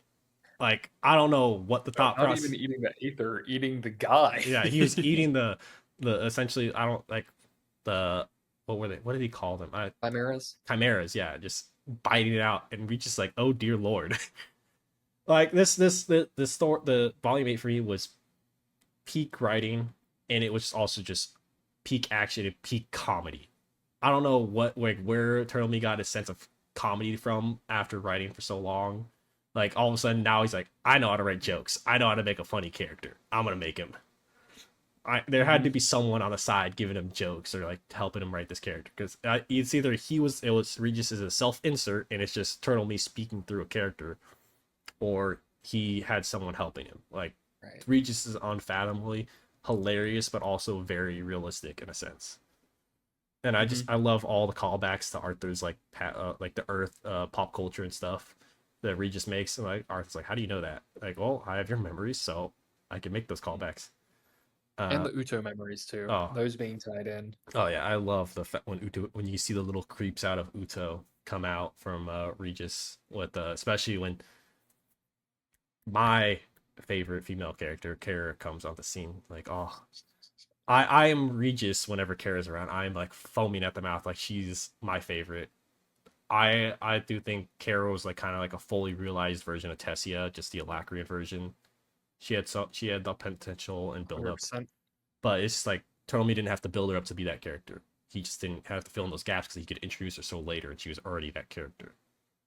Right. So, but whoever's editing this video needs to just have like, while you're talking about this, a whole sliding reel of Kara fan art. Oh, dude, it is amazing. I love her.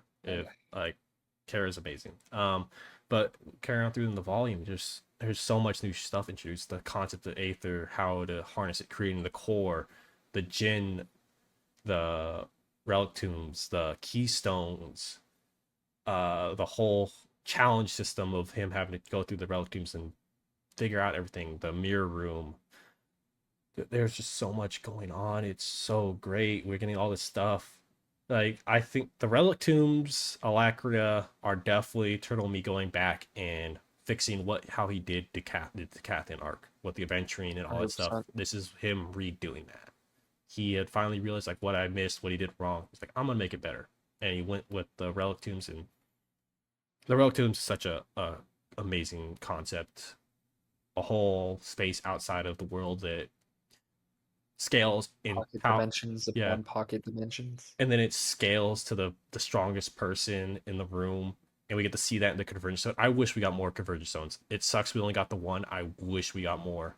Right. Like that whole serpent fight. Oh, that was amazing. Getting to see the Alacrians fight, and to see how their battle groups perform as a cohesive unit more instead of just through the Arthur's eyes on the war front. We get to see it now up close in the Relic Tombs. Hmm.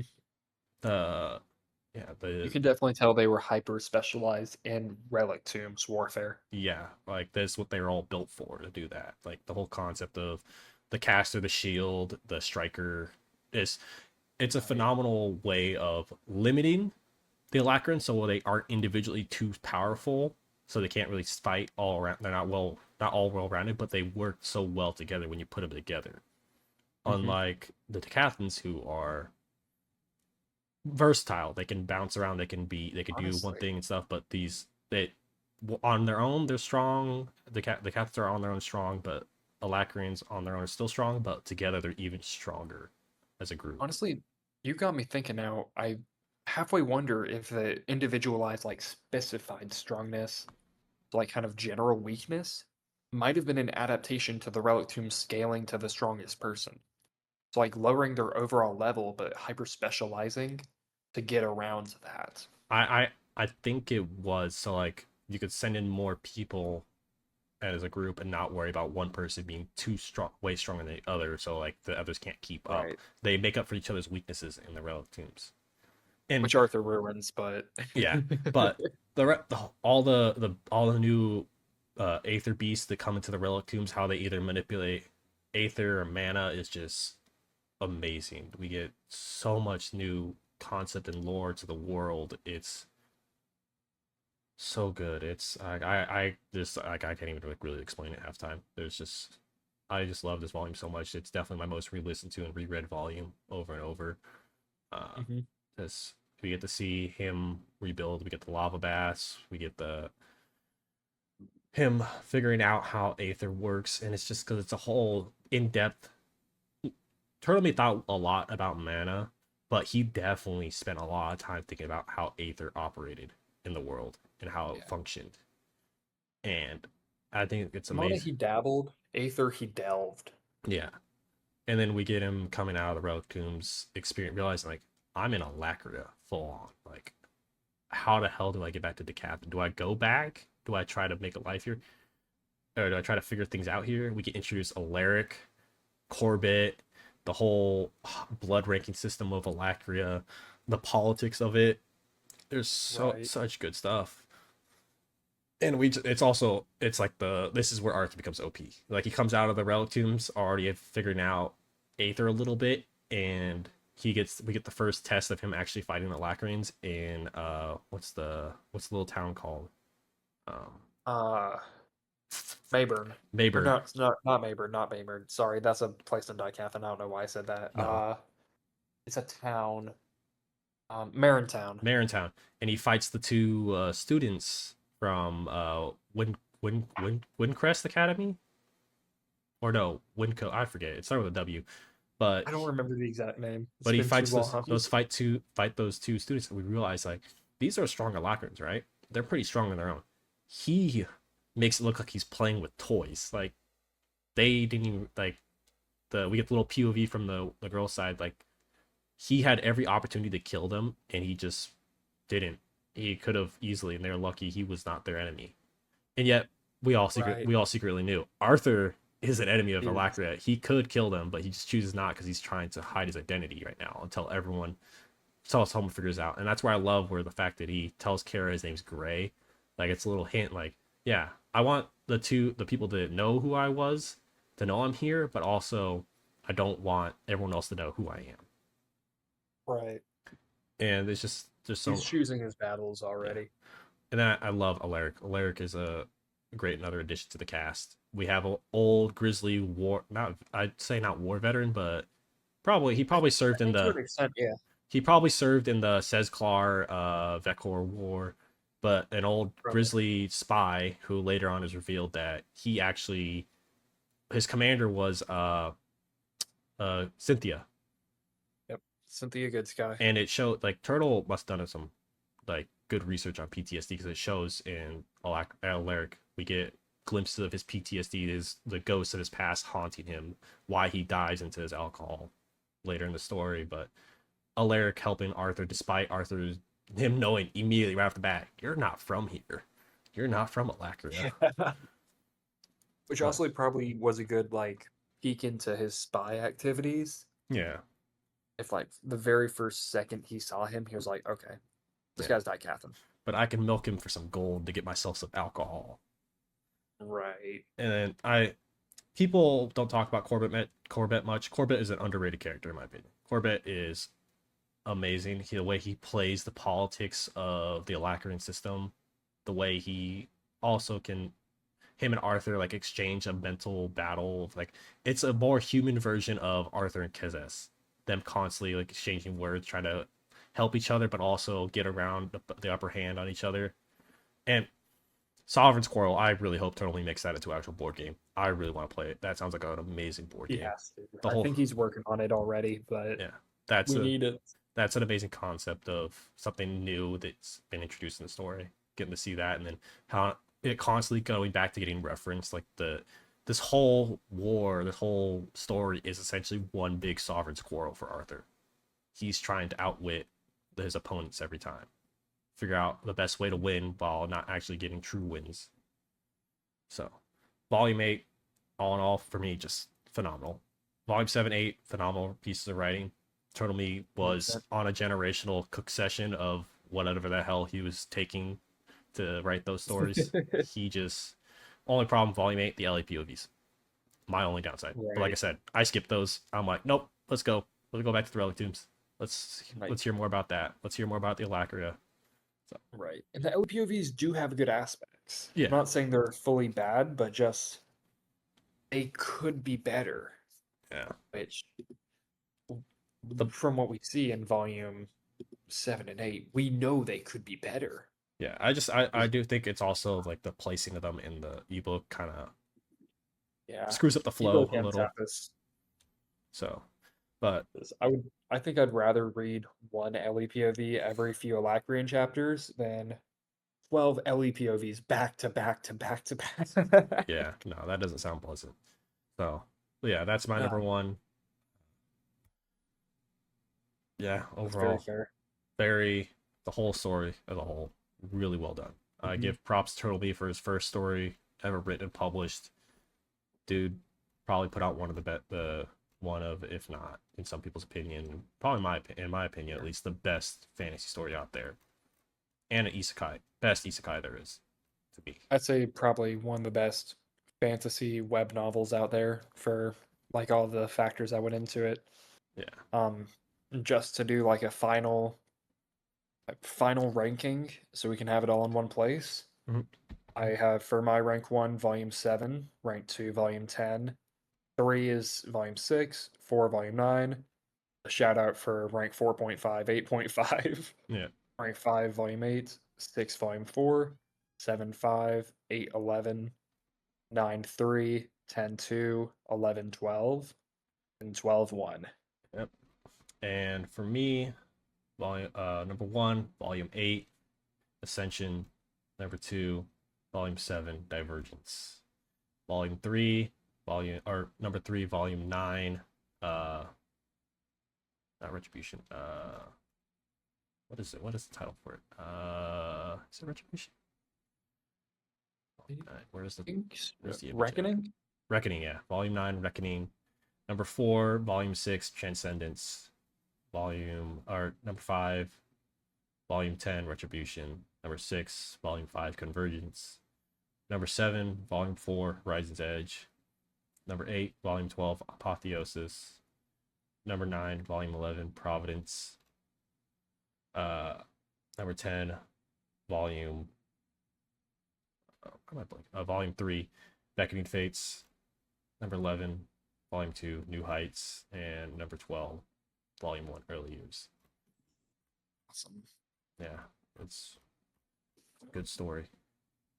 All right. And yeah, Thank thank you you. all for coming out and watching us. We'll try to get some episodes uploaded more frequently than every 2 years. Yeah. Thank you for listening to our ranking. Let us know your Mhm. rankings below. If you have any hot takes, let us know. I know some of ours are probably hot takes for people, but these are our own opinions based on the volumes and what we rank them. So Mhm. if you And got this has been Pokey from the Aether Chamber, and Marcutio, mhm, thank and you. thank you all for watching. Yep. Please subscribe.